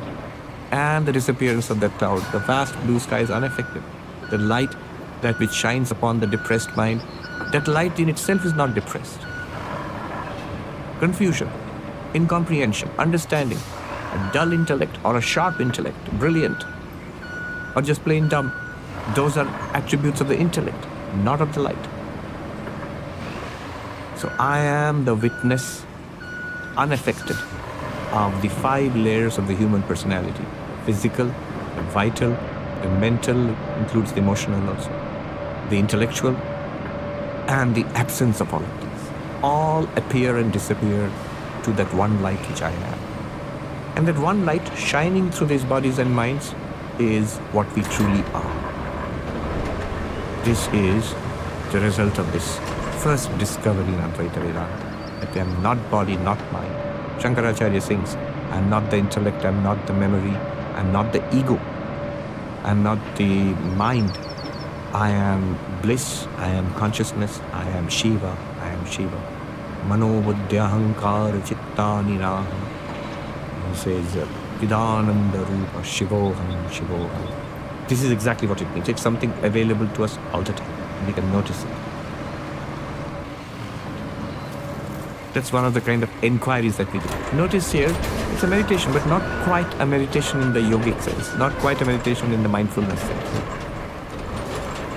Thank you for that guided practice. I found it very beautiful, and also to picture however many thousands or hundreds of thousands of people may have joined in on that collectively, and just to feel the energy and the image of all those people sitting touches my heart, and the potency of that reminder.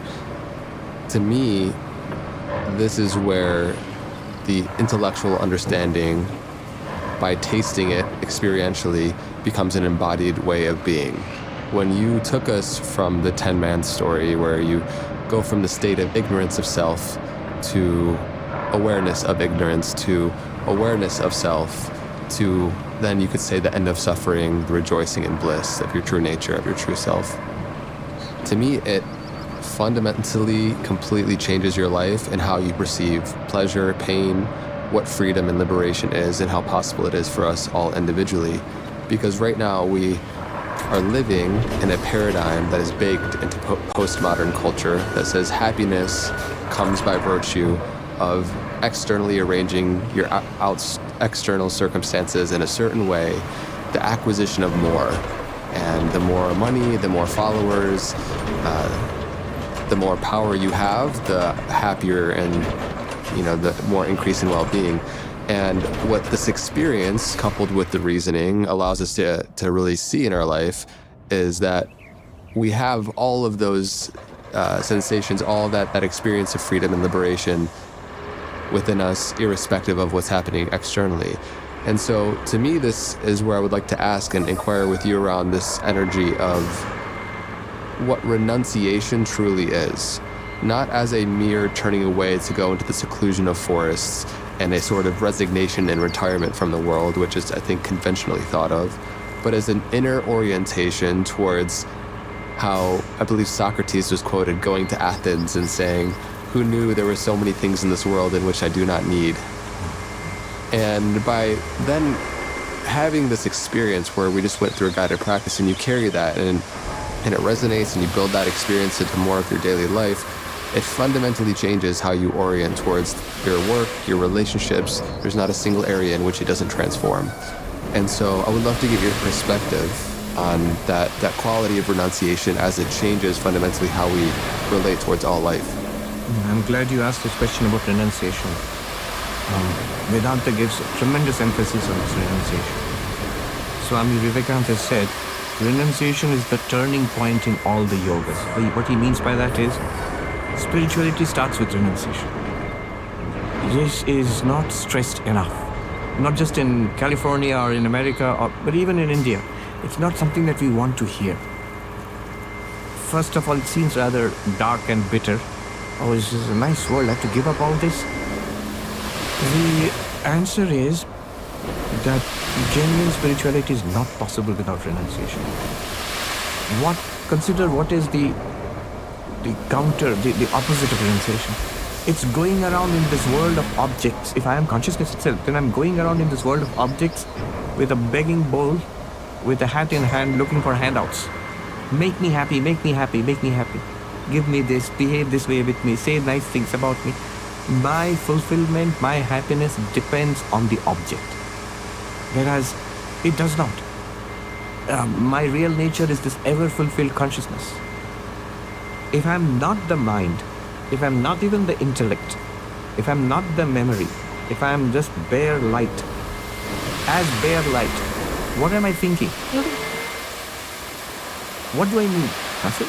The need comes when the mind starts acting. But if I've shut down the mind, I'm just bare light, illumining the shut down mind. What do I need? Nothing. And what am I afraid of? Nothing. Fear comes when the mind kicks in.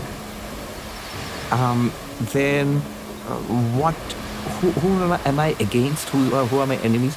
Nobody. The moment I realize I am awareness, I am this light, then I immediately realize everybody is this light. Why? As long as I am a body, everybody is a body to me. As long as I'm a mind, a person, everybody is a person to me. The moment I step back from physicality and personhood into that light, then I realize everybody is that light. And bodies are different. Even persons are clearly different. Vedanta gives another dramatic insight. Vedanta is full of these, what our senior Swami used to call thought bombs. An explosion which says, oh, how many consciousnesses are there? I think it's Schrödinger who said consciousness is that singular which has no plural. Is it possible that we are all one light? One consciousness? And we are all one being, literally. Not just the brotherhood or sisterhood of human beings. No, that's just rhetoric. Literally one being. We're just one. And then shining through multiple bodies and minds, we become all these beings, all these sentient creatures. So Krishna says in the Bhagavad Gita, one undivided, I appear as if divided into many. One undivided light, which I am. Not part of it, the whole of it. There's no part and whole there actually. It's undivided, so you're indivisible. I am that as everybody else is. Now, from that perspective, if I forget that and I engage with the world, is basically I'm going dependent on the world. I'm incomplete and I need the world to complete. And it will never happen. Because I'm operating on a wrong premise. I am fundamentally complete. So to turn away from that, to step back from that is what's called renunciation. Without that, even spiritual practices will be again part of my project of trying to find completion in the world. It will become part of my repertoire, and I learn languages, I also learn meditation. I learn philosophies, I also learn Advaita. It's all part of the same project. It won't work. I mean, to some extent, you give its results, it's pleasant, it's very nice. But the enlightenment which I'm seeking, crucial to that is this renunciation. What is the renunciation? That this world, for the first time we realize what is it really to be. I am not dependent on the world. There is nothing really deeply that the world can give me. I can demand 1,000,001 things from the world, and the world will give me everything. Vivekananda says, do not desire anything because you will get it. You think desiring is will lead to frustration? No. If you desire something, you will get it in this life or the next, and you will realize it didn't do anything for you. Nothing will do anything for us because it cannot. It's not meant to. We are already complete. So to discover the treasure within, to discover that I am complete, I must give up this illusion that I'm ever dependent on the world for stuff. Initially, we try to rearrange the world to our liking. A little wiser thing is to rearrange my life to make myself happy. That's a wiser way of doing things. Even wiser than that is to rearrange my inner life, my thoughts, emotions. Meditation does that, devotion, inner change. That's where most of positive psychology stops. Vedanta says go further. Not changing stuff in the world. You can change stuff in the world, you can't help it. You'll keep changing stuff in the world, in our own lives, in our minds, all very good. But stepping back from all of them with the query, who am I apart from the world? Who am I other than the body, other than my thoughts? And when I discovered that, to discover that, renunciation is necessary. Now that renunciation, does it mean you have to be a monk? You have to live on top of a mountain? Tapanga? Do you have to do that? Or can you be in a city? Can you be in the midst of life? I saw that book. Nisargadatta Maharaj? Yeah, I am that. I am that. So one story I like about him is when he became enlightened, he had this enlightenment moment. He thought, that's it, I'm done with this. He used to live in a very poor area of Mumbai, and he would sell these hand-rolled cigarettes, the cheapest kind. And it was a difficult life. So he thought, I don't need any of this. I'm off to the Himalayas. I'm going to spend the rest of this physical existence immersed in bliss. And then he thought, what am I doing? That which I have found, what is there in the Himalayas is equally here. What is here will just be the same in the Himalayas. Why am I making a change externally? And he came back and he lived in those circumstances, very difficult circumstances, but the rest of his life in great bliss and joy. So this is renunciation. Often renunciation is put in such a way that you must give up your family, you must be a monk, you must give up sensual pleasures, you must give up all artistic, intellectual pursuits, property and all of that. Then only, it seems like the dry and suicidal advice, that you're asking me to give up everything I know. I know you're promising me infinite existence, Brahman, but those are words. Those are concepts. But this is physical life.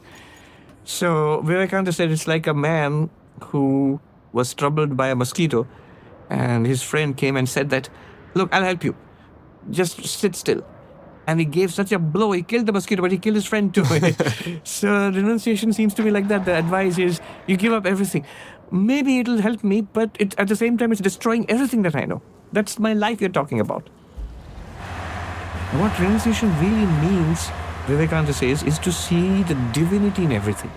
Wherever you are, whomever you are with, that ultimate reality which you're seeking is already here. You are that, and all of this is also that reality. To see that is renunciation. One of the Upanishads, Isha Upanishad, is a very famous first line, which Mahatma Gandhi said that if all of Hinduism were to disappear, and just that first line of the Isha Upanishad remained, all of Hinduism would remain. And the Upanishad first line goes, all this in this universe which moves and moves not is to be covered with God. Isha Vasyam idam sarvam yatkincha jagatyam jagat. Now, covered with God means what? The commentator Shankaracharya says, covered with God means to uncover God. It's already there.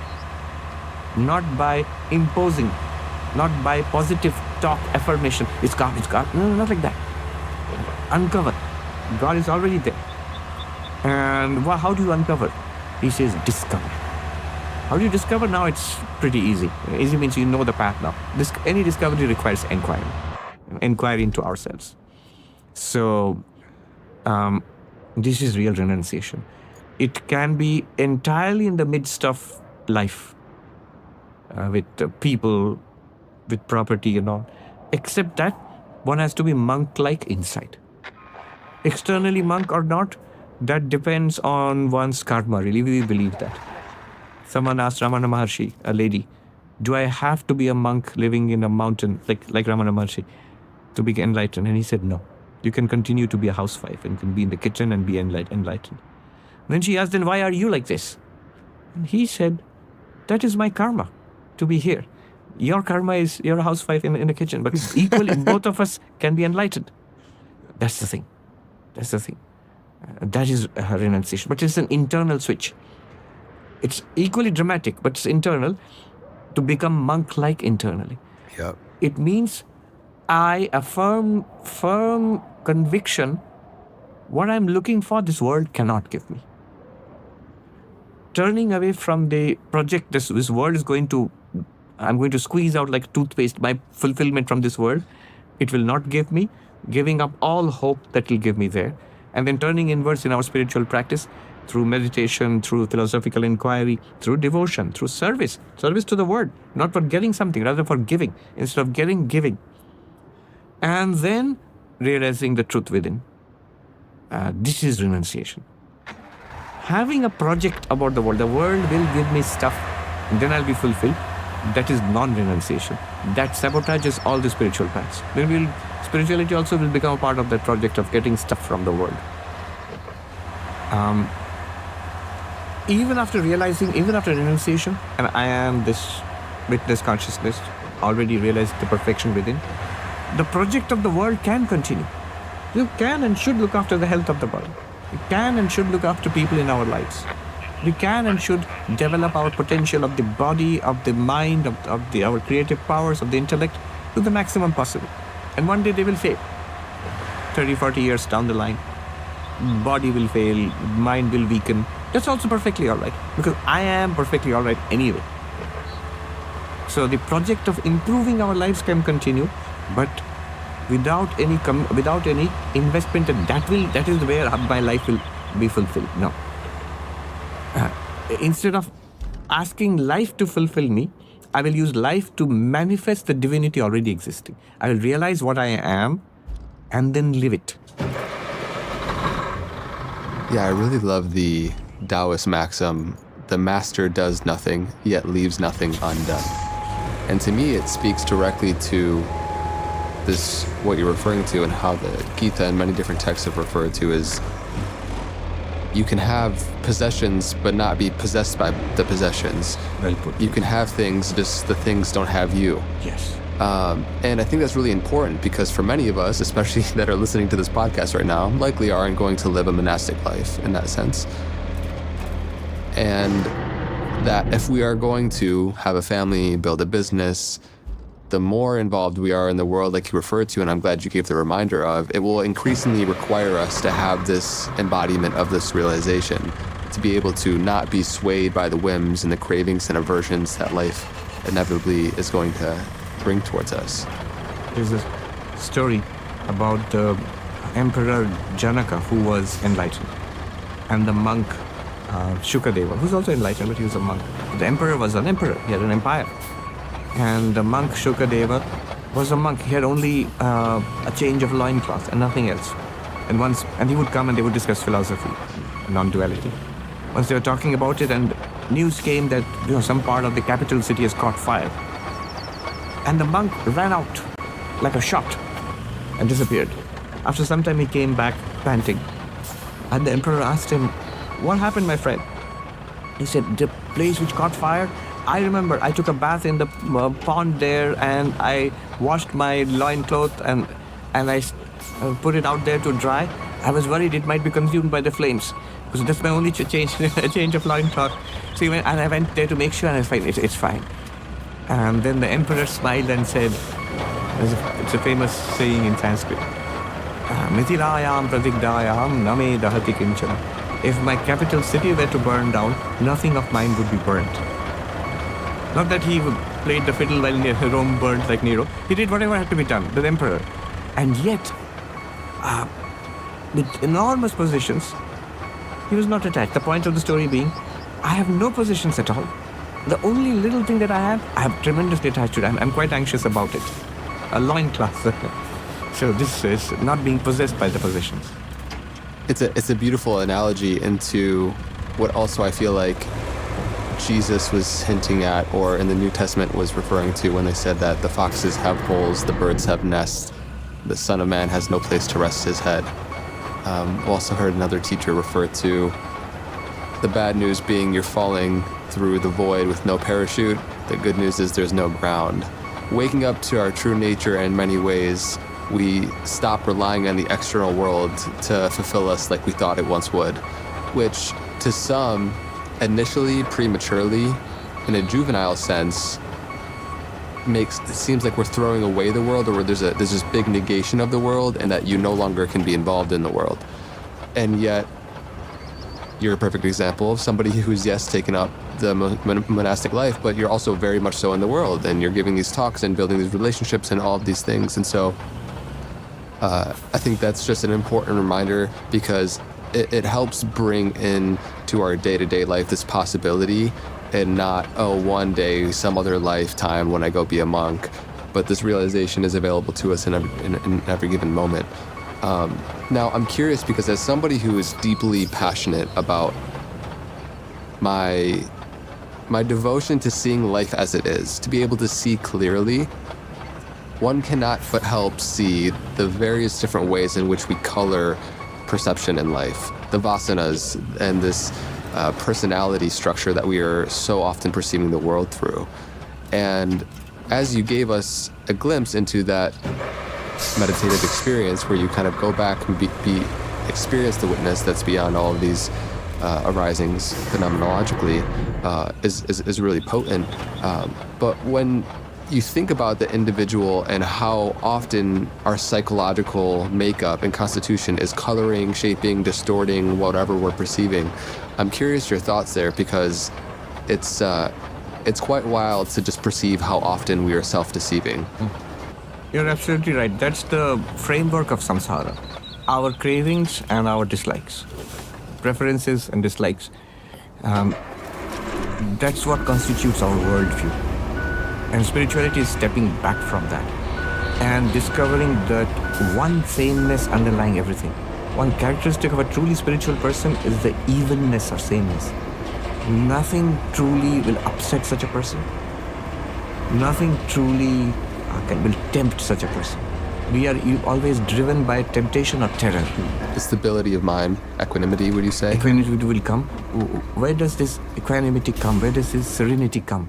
Because this is psychological, equanimity or serenity, which is grounded in the spiritual ontology of this, the ultimate nature of things, which is the thing which you can utterly trust. And because it is you can never lose it also. Once we realize it, a great relief comes, because we found a ground of ultimate security. There's one thing we're searching for. We are afraid, so we search for security. We want fulfillment, so we search for pleasure. But the ground of all fulfillment and all security is there within us, is us actually. All you have to do is discover it and remain and relax into it. Life will continue. Now, do you throw away life? No, you don't. In fact, now you remodel life. It becomes an enlightened project, and let's call it an enlightenment project in one sense. What do you do now? You manifest what you have already found. Instead of continuously trying to fill an unfillable hole within ourselves by grabbing stuff from the world, now I feel I'm full. Now life still continues. Here is the body, here is the mind, here are people and opportunities all around me. You radiate what you have found. That's a beautiful way of living. There's something really potent about that phrase, only what I do not give can ever be lacking. When you look at it from the physics lens of how color works, right? We know that light is comprised of, you could say 7 main colors, and that whatever we are perceiving as a color is what the object is actually giving away. Yes. And that a black object is actually absorbing all 7 colors. A white object is actually giving away all 7. And so in a similar way, I think about the nature of these qualities of being, these joy, love, peace, happiness, equanimity, just the orientation of how once we give it, we essentially are it and we have it in a sense, not in the way we possess it permanently, but in the sense where, we are that. So I'm just curious your thoughts on that, how when we give, we are in the act of being that thing. Yes, it's true. Very beautifully put. I never thought of that metaphor of the black body and the white body. The white body is that which is continuously radiating out. That's true. It is the childish, instinctive, almost animalistic, insecure psychology which always seeks to take, to extract, without any thought of giving back anything, physically, emotionally, materially, intellectually. All for me, I, me, myself. For a little child, that might be fine. Children need to take in order to grow. But once we grow out of childhood, even for a certain stage in childhood, desire to share and socialize with others, that's the giving. That must come. Otherwise, one has not grown up, has not matured. So this radiating outwards from this limitless source, we find that we are full. Being full, now I interact with others. In between is most people. The crudest, the child, the insecure one seeks to extract. Most ordinary people have a transactional view of giving. I give you stuff and you give me stuff. I give you love and you give me love. I give you appreciation, you appreciate me. I like your post, you like my post. Things like that. This is shopkeeping, buying and selling. But higher than this is that fullness which comes through a genuine inward spiritual reality. It's a reality, it's a fact. And then one can be entirely giving. There's nothing that you want really from anybody. There's no question of taking. There's also no question of giving in return for getting something. Rather, it's your nature, it's your very joy, a bliss in radiating, like that white body, to radiate outwards continuously. It becomes very natural to you. You're not doing an act of philanthropy or being kind or charitable to somebody. No. It can also be an act of worship. Since you find that light everywhere, you're overwhelmed by it. And as Vivekananda said, let the receiver stand up and receive. Let the giver kneel down and offer. You feel like you're offering to that awesome divinity all around you. Yes. So the transformation from satisfying my own likes and hungers and appetites and assuring my own fears and insecurities, that's the one. In between is the transactional, and the spiritual perspective is to give. Because you're full, you really don't need anything from anybody. Yes, it makes me think about how when we're under the presumption we are an individualistic, conventional, relative self, between subject and object, we don't understand or have the experience of self as other, then we're going to continually record things on a personal basis, right? We're keeping the scoreboard of giving and taking. It's a transactional relationship within our life. And when we come to experience our mind, our body, our thoughts, our emotions, not as us, but as something, as objects in consciousness, essentially, it makes me think of this analogy when, let's say you just bought a brand new Porsche and you go and drive it on a really rocky, rugged road, and you're terrified because you just got this car and you really want to take care of it, and so it's frightening. And you're being very careful and you're taking care of it in a sense. Imagine that car, that Porsche was a rental, you know? There's a certain liberation with being able to, it becomes a joyride all of a sudden. Not an egoic position. Right.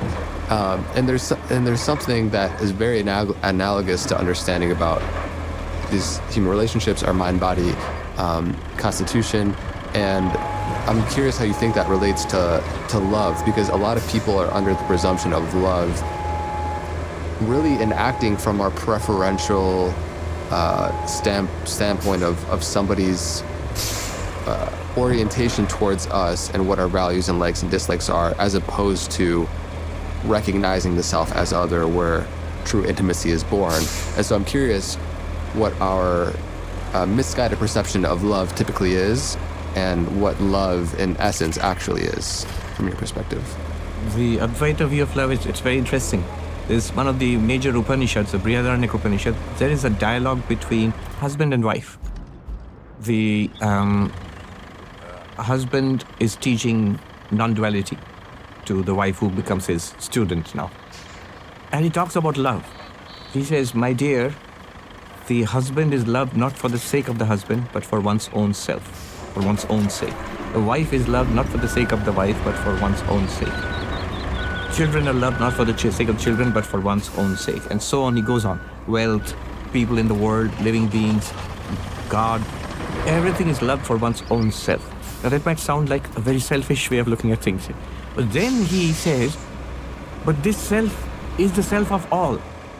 There is only one true self. So, what we are loving in others is this one underlying reality. That is the source of all joy and fulfillment. That's the connection between love and non-duality. The non-duality of the self is manifested as love between everybody. When it manifests as duality in this world, as multiplicity in this world, what happens to that non-dual existence, the Sat, the pure being? It appears as existing things, which no longer seem non-dual. They seem very dualistic. What happens to that non-dual consciousness? It appears as subject and object, as the knower and the known, as somebody experiencing a variety of experiences. What happens to that non-dual bliss? It appears as love. It can appear as desire, it can appear as love. But because we do not know ourselves as that underlying non-dual self, then that love becomes transactional, it becomes limited. Advaita says, if you fall in love with one, you're trapped. If you love all, then that's the manifestation of your non-dual self. Because what you're loving is present equally in all beings. It radiates out unconditionally. Conditional love, there's some ignorance involved, some distortion about who I am and who the other person is. Unconditional love, it's not for, I am already full, I don't need anything from, then I can only give in love. I don't demand anything. And this loving itself is a manifestation of the non-dual self. So that's what it is. And it can't be done all of a sudden. It might be difficult to swallow all this immediately. But the more one brings this non-duality into love, the more one brings unconditionality into love, you'll see that love will become much better, much healthier, deeper, more fulfilling, more independent, no longer dependent on the moods and the whims of the other person, or the conditions of the other person. It makes me wonder, when you first reason your way to the experience of having a non-dual experience, essentially, you realize the absolute completeness, fulfillment of consciousness. Why would we go on this game of forgetting, taking on this individual notion of a self, to then go on through all this effort of realizing that in which we fundamentally are? I'm curious if there is any meaning to that outside of a person who's subscribing the meaning, and why this game is unfolding the way it is, if you have some insight into that. Yeah, this is a question one comes to at some point or the other when you're talking about non-duality. And the answer to that also is very interesting. The practical answer is, if you ask a monk, and that's the answer they give you, don't try to prove ignorance, cut down ignorance. They will say, oh monk, do not try to establish ignorance, cut down ignorance. If you ask, why is there ignorance? Why don't we know ourselves from the very beginning? Why all this drama? And that to life after life. They will say, if you think you're ignorant of your real nature, then realize your real nature and be free. Don't try to find out why this happened. If you push further, no, I want to know why this happened. They will say, there is no why. Ignorance is not causally linked to reality. The rope appears in ignorance as a snake. If you ask the rope, why are you appearing as a snake? The rope will say, I didn't. What looks like a snake to you is your problem. The reality has, what I mean is, the reality has no causal link with appearance. The reality is entirely free of the appearance. The desert, which is dry of water, it appears as a mirage full of water. And if you ask the desert, how is it possible? Why are you doing this? The first answer is, I am not. Nothing has happened. I am still this desert. Now it looks like that there is some, there is some mechanism because of which the mirage appears there. It looks like this, there's a mechanism. The mechanism is ignorance, and then there's an error, and then that error is followed by suffering, all of that. But if you want to link the ignorance to the underlying reality, want to link all this to Brahman, there's no link. If there were, we would be in serious trouble. Then it would be causally linked. Then you would say Brahman wants this to happen. No, it doesn't. And luckily, first, we are Brahman regardless of whatever trouble we are going through. That's one. Second, the door is always open. Knowledge is always open. The day we come to it, we can realize it. And third, then we see the meaning in all this. Once you realize you're this non-dual Brahman, then all of this becomes very fulfilling. Because it's like a movie screen. If you realize the movies are unreal, the screen is reality. But then if you say that it just has to be a screen, it will be a very boring screen indeed. If it now displays the movie one after another, then you enjoy the whole thing. Whether it's a comedy or a tragedy or a science fiction or a horror show, all of those you can enjoy, and that's the potential of the screen, that it can appear in all these ways. It would be, absolute being would be very boring if it could not be existing things, Existence itself, it sounds nice. But if there are no existing things, it would be a very poverty-stricken existence. Pure consciousness sounds very nice. But if there were no conscious experiences, it would be a very boring kind of pure consciousness. Pure bliss. But if there were no blissful experiences, then it wouldn't amount to much. So the potential of being consciousness bliss is realized in these ways. If you know yourself as that. If we don't know ourselves as that, we suffer. We struggle through this. So do you think then that the suffering is an inevitability and almost a cost of admission for the illusion of separation, which allows us the joy of then realizing our true nature? Suffering means there's something wrong. And then we investigate it and we find.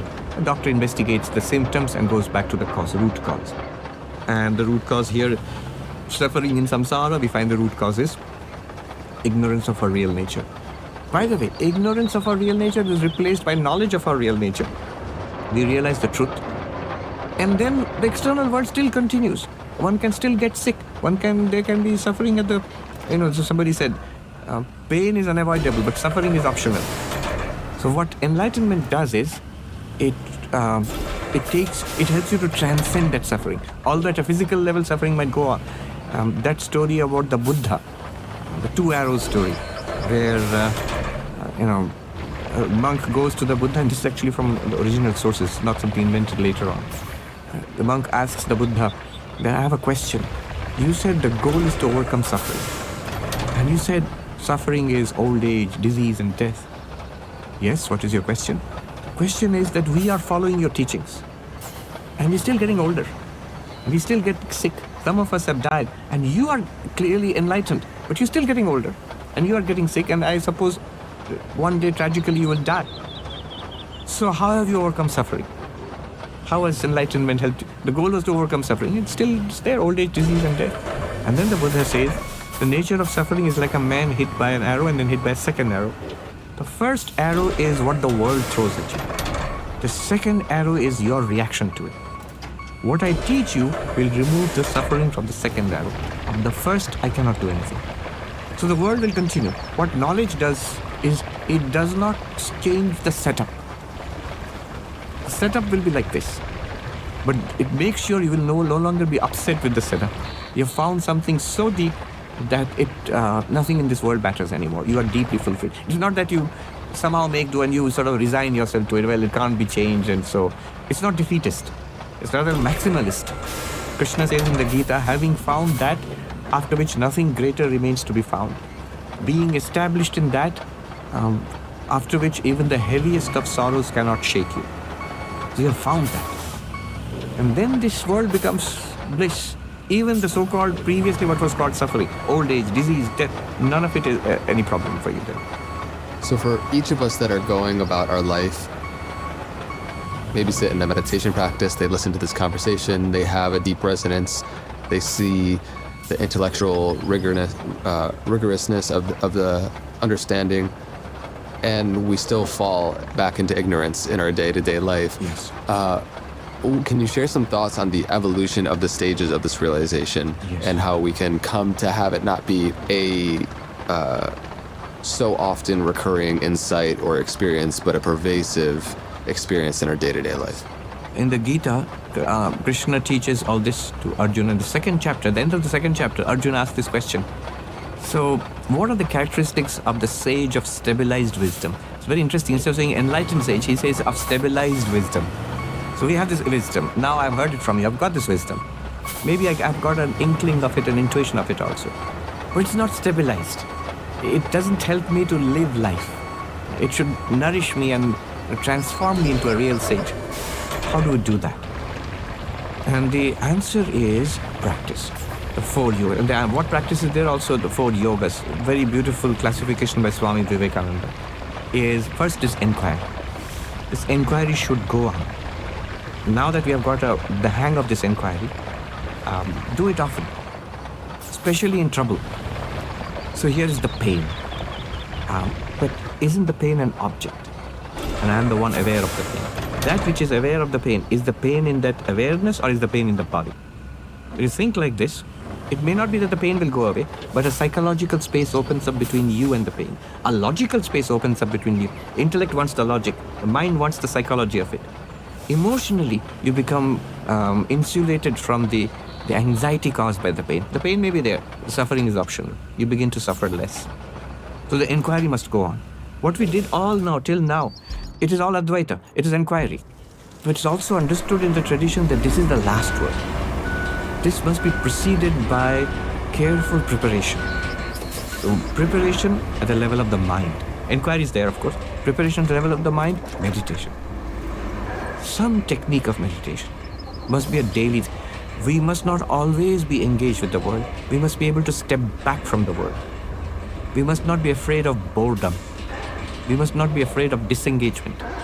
At one time, every day, we must step back from the world into just ourselves. Not the world, not people, not activities, not the phone, not even the body, not even the thoughts, not even the memories, not even plans and projects, not even regrets and memories and desires and impulses, none of that. And see if I'm fine without all of that. When we try to do this, the first thing we'll realize is how disturbed our minds are. No wonder none of this inquiry stuff really works. Our minds are so like jelly, they don't take form. Schopenhauer said, a weak mind, the characteristic of a weak mind is like a soft pillow which retains the impression of the last bottom which sat on it. The weak mind retains the last book which it read, the impression of the last book which it read. The mind must be strengthened through meditation. Focused, steady. We must have a very high boiling point. The monk said, don't boil over so easily. The liquids with low boiling point, it's just when the temperature rises, it boils over. Some problem, one Swami put it this way, if the setup is not to my liking, I get upset. No, the setup may not be to my liking, I don't get upset, I deal with it. Another Swami put it so beautifully, what Vedanta does for you is, you move from what to so what. You're dealing with it, it's not that you're escaping, you're dealing with everything, but internally you're serene. And that's, everybody must admit, that's a much better way of living life. So meditation helps us there. Another practice is devotion. A deep faith in God. These are helpful for that self-inquiry. Often people play them off against each other. Oh, you people are believing in God. That's kindergarten. I am non-dualistic. I'm self-inquiry. No, the two go along very well together. If you see the lives of the saints, the non-dual masters in India especially, here also, you will find they're all devoted in their own way, maybe very privately so. They are a devotion. An acceptance of a great power, you call it Ishvara or God or the God of religion, which guides and controls the world. It's a great thing to have on your side, none greater. So a heart full of devotion, surrender, faith, love. Then karma yoga, spiritualization of one's life activities. How can I be of service? What can I do for you? So these broad preparations, altruistic life, a life of selflessness and service, that is karma yoga. Devotional life, a life of love, worship, adoration internally to the Supreme. Then a meditative life. This is plenty to be doing every day. And the self-inquiry. The self-inquiry cocooned by these practices germinates into stabilized wisdom. Without that, it flickers. In a flickering light, the results of self-inquiry will also come and disappear. In a mind filled with 100 desires, self-inquiry might come up and will be disregarded the next moment. The mind suddenly gets distracted like a little child and runs after something in the world. In a selfish mind, it's all about I, me, myself. Self-inquiry might reveal to me 100 times that you are limitless consciousness. But my feelings are all about this limited person. Yeah, I might be limitless consciousness, but right now I have to take care of this guy. Vivekananda says, notice this is renunciation, the turning point in the yogas. In karma yoga, renunciation is the renunciation of selfishness. Very difficult, but one must try. And to the extent that one tries, one gets benefits immediately. In bhakti yoga, the yoga of love and devotion, it says to channelize 100, 1,000 desires flowing towards the world, to channelize them into one almighty love of God. That is renunciation. And in the meditation, the Raja Yoga, the Dhyana, the yoga of meditation, the renunciation of every outward movement of the mind and the senses. I want to see, no. I want to hear, no. I want to talk, no. I want to touch, no. I want to taste, no. Okay, sit quietly. Then the mind kicks in. I'm going to think. I'm going to remember. I'm going to plan. I'm going to grumble and, dwell over my hurts and insecurities. No. You're not permitted a single thought. You're not permitted a single feeling. Stop. That's a great renunciation. It's a renunciation of every discrete experience so that you can fall back into that one white light before it breaks up into the 7 colors of the wine. All of these, this is what makes that inquiry sustainable, stabilized. For your own personal path of the embodiment of that realization, I'm curious, as somebody who is way more than anybody probably who's listening right now is going to have spent your life absorbed in the studying of this material, Yes. the understanding and synthesizing of this material, also rigorously studying various different contemplative practices, seeing how they compare, how they differ, like Jamaka Buddhism, and it's amazing to see the level of devotion you've carried throughout your life to this point. How has it worked for you? I think I'm very ordinary. That's where I begin the miracle of formal monastic life. So all that you said, it falls into place because I'm a monk. I'm a very ordinary, I really find myself pretty mediocre when I look at the other monks, my brother monks, the way I've been a monk for more than 30 years. I see how they have developed over the decades. And I'm filled with amazement and reverence, really. I remember when I became a monk, I was so reverent to the senior monks. I found them to be amazing beings full of grace and holiness. Now I'm seeing it's working. I'm seeing it in my friends who 30 years ago were young boys coming to be monks. We grew together, and now when I look at them, I am filled with reverence. I would bow down to them because I see the same holiness beginning to blossom forth in them. And it's just staying with it. The structure has been given, monastic life. There is this line, because you are a monk, there's this line drawn. A lot of nonsense is already thrown out of your life. What do I have to wear? It's not a decision that you have to take every morning because you wear the same thing. So there's no decision to be taken there at all. What do I eat? Exactly what's given to you. So I don't decide I have to go to this hotel or order out food. No. So what is my entertainment? Exactly what the ashram provides. What do I do today? The 4 yogas. You serve, you worship, you meditate, and you inquire, you study. So because this monastic paradigm, the formal monastic paradigm, it's a good vessel.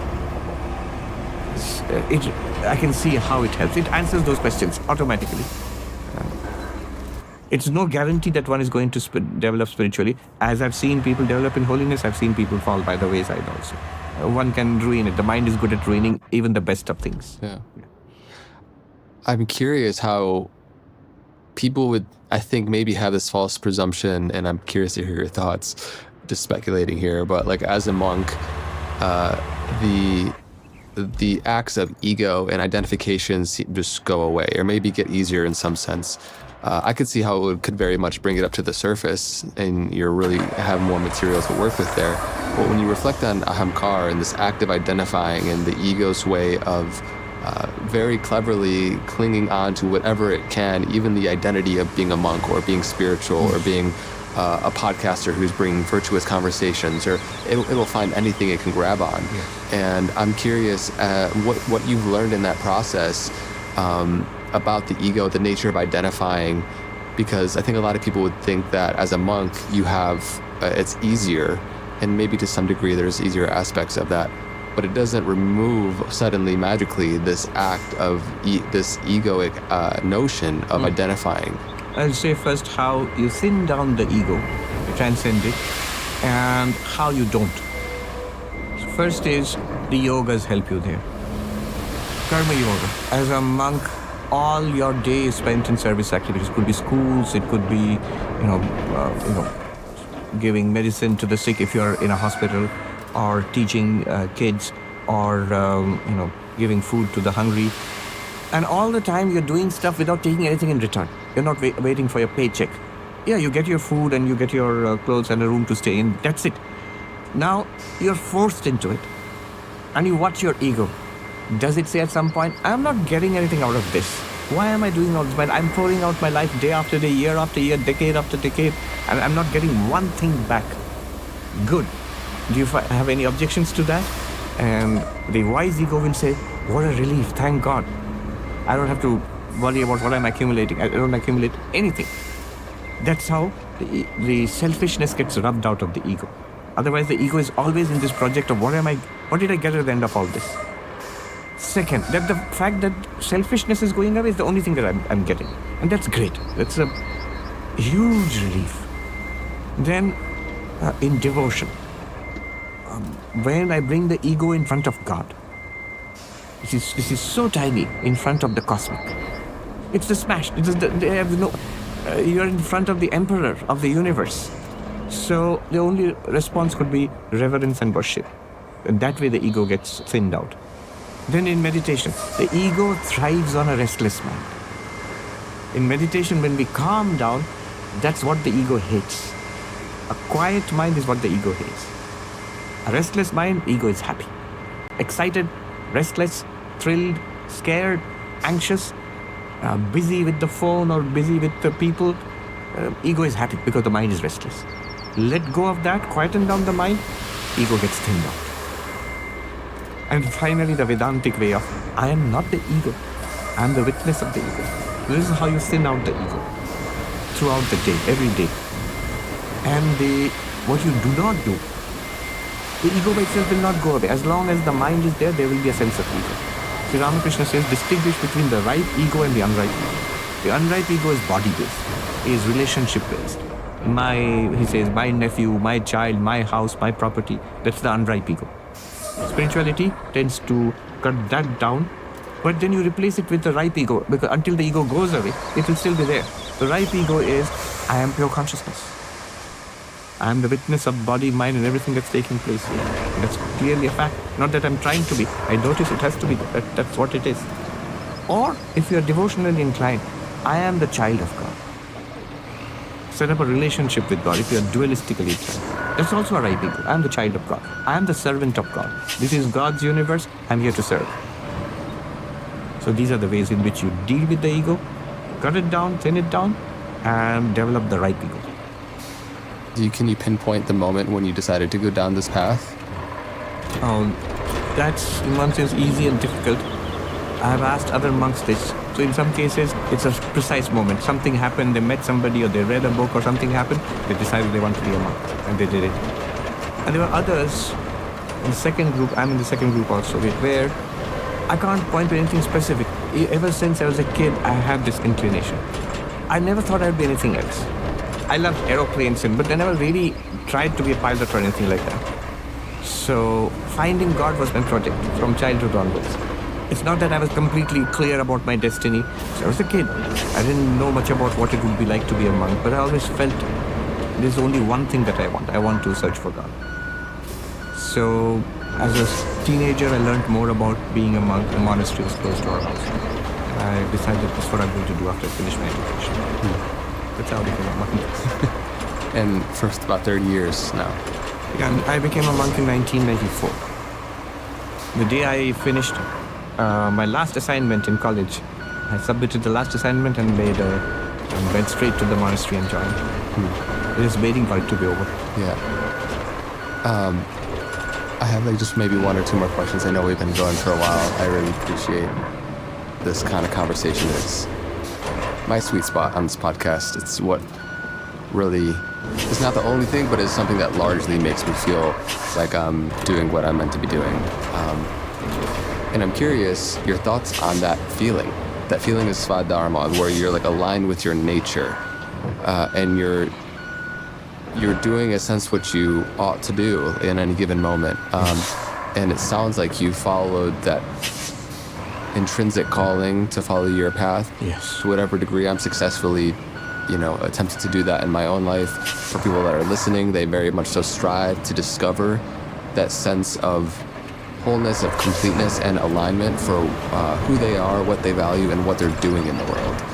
And so, what advice would you have for people to be able to really discover what is that dharma of theirs? You use the words intrinsic, alignment, and value. These are the criteria. It must be something within yourself. Vivekananda said, follow your own highest ideal. That's the shortest path. Swadharma, the word Swadharma means your own dharma. Dharma means religion, morality, spirituality. It's a very wide term. Literally it comes from the Sanskrit word dri, that which holds you together. What's the defining theme of your life or of any object? That's the dharma of that, of an object, of a person, of a society, and all of that.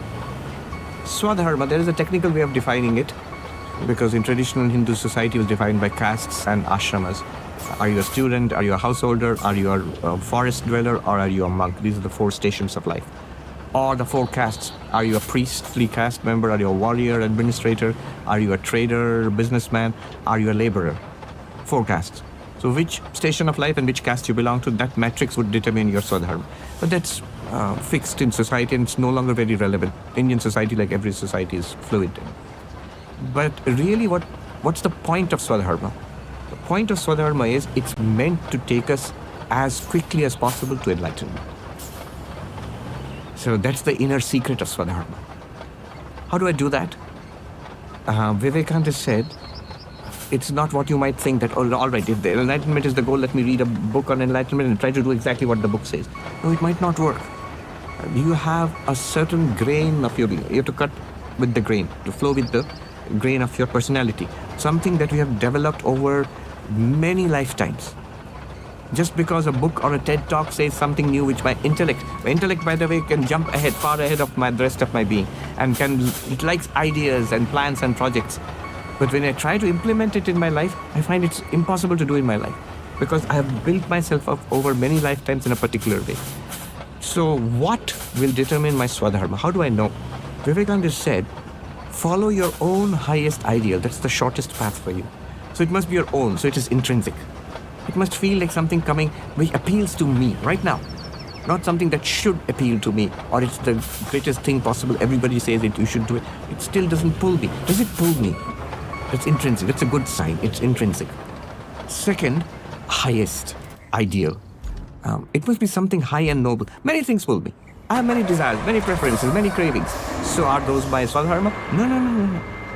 It must be in the sense of ideal, because it's taking me to the ideal, towards enlightenment. So there's something high, noble, that which adds value to others, does good to others, or it is something highly creative, in science, religion, philosophy, art, somewhere. Something higher. It cannot be a comfortable life, because comfortable life right here and now means no progress. It must be pushing the envelope somewhere. So your own highest idea, that's the shortest path. Intrinsic. Even if initially there is lack of success, no path, no matter how you like it, is going to be easy.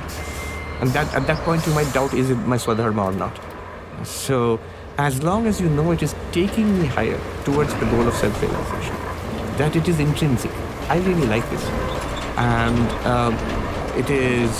I feel aligned. My life is in flow. When it goes well, sometimes it doesn't go well. Then it is your Swadharma. It can change. After some time, your ideal, you might go from this to something else 20 years later. That's also perfectly all right. Vivekananda gives some checks to examine yourself. If it unites, it's likely to be the truth. If it divides, it's something that's divisive and divides, it's likely to be untrue. If it is selfish, it's likely to be untrue. If it is selfless, to the extent that it's selfless, it's likely to be true. If it weakens, it says reject it as poison. If it strengthens, you can embrace that. And these are broad statements. For example, strength. It could be physical strength, it could be moral strength, it could be emotional strength, it could be intellectual strength, it could be spiritual strength, and ideally all of them. So these are the ways in which you decide your Swadharma. Is it bringing me closer to the ultimate goal of enlightenment? Does it feel right internally, intrinsically? Are my days and my months and years in alignment? Am I flowing towards something? And is it adding value to me and to society, to people around me?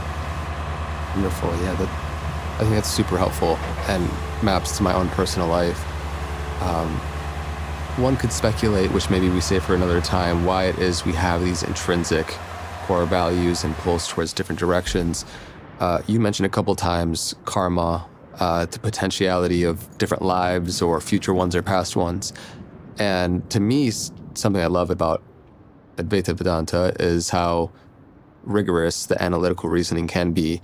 And for people that don't have the experience of previous lives, reincarnation, within their subjective experience, and not that you or anyone is saying to take it on blind faith, but I think that the natural conclusion for the doubting mind is, how could consciousness and its infinite nature take on this body mind, and then once it's done, have some sort of continuity of memory in an individual and another form of life? And it's something I've thought quite a lot about, and I'm just curious, how do you make that distinction, and how do you wrestle between the belief of something like reincarnation versus the reality of it? It's a little difficult for me because from an Indian perspective, Indian thought generally accepts this as axiomatic. Think about it. Hinduism, so tremendously diverse within itself. There is Advaita, there is qualified monism, there is dualism, multiple schools, Vaishnavite,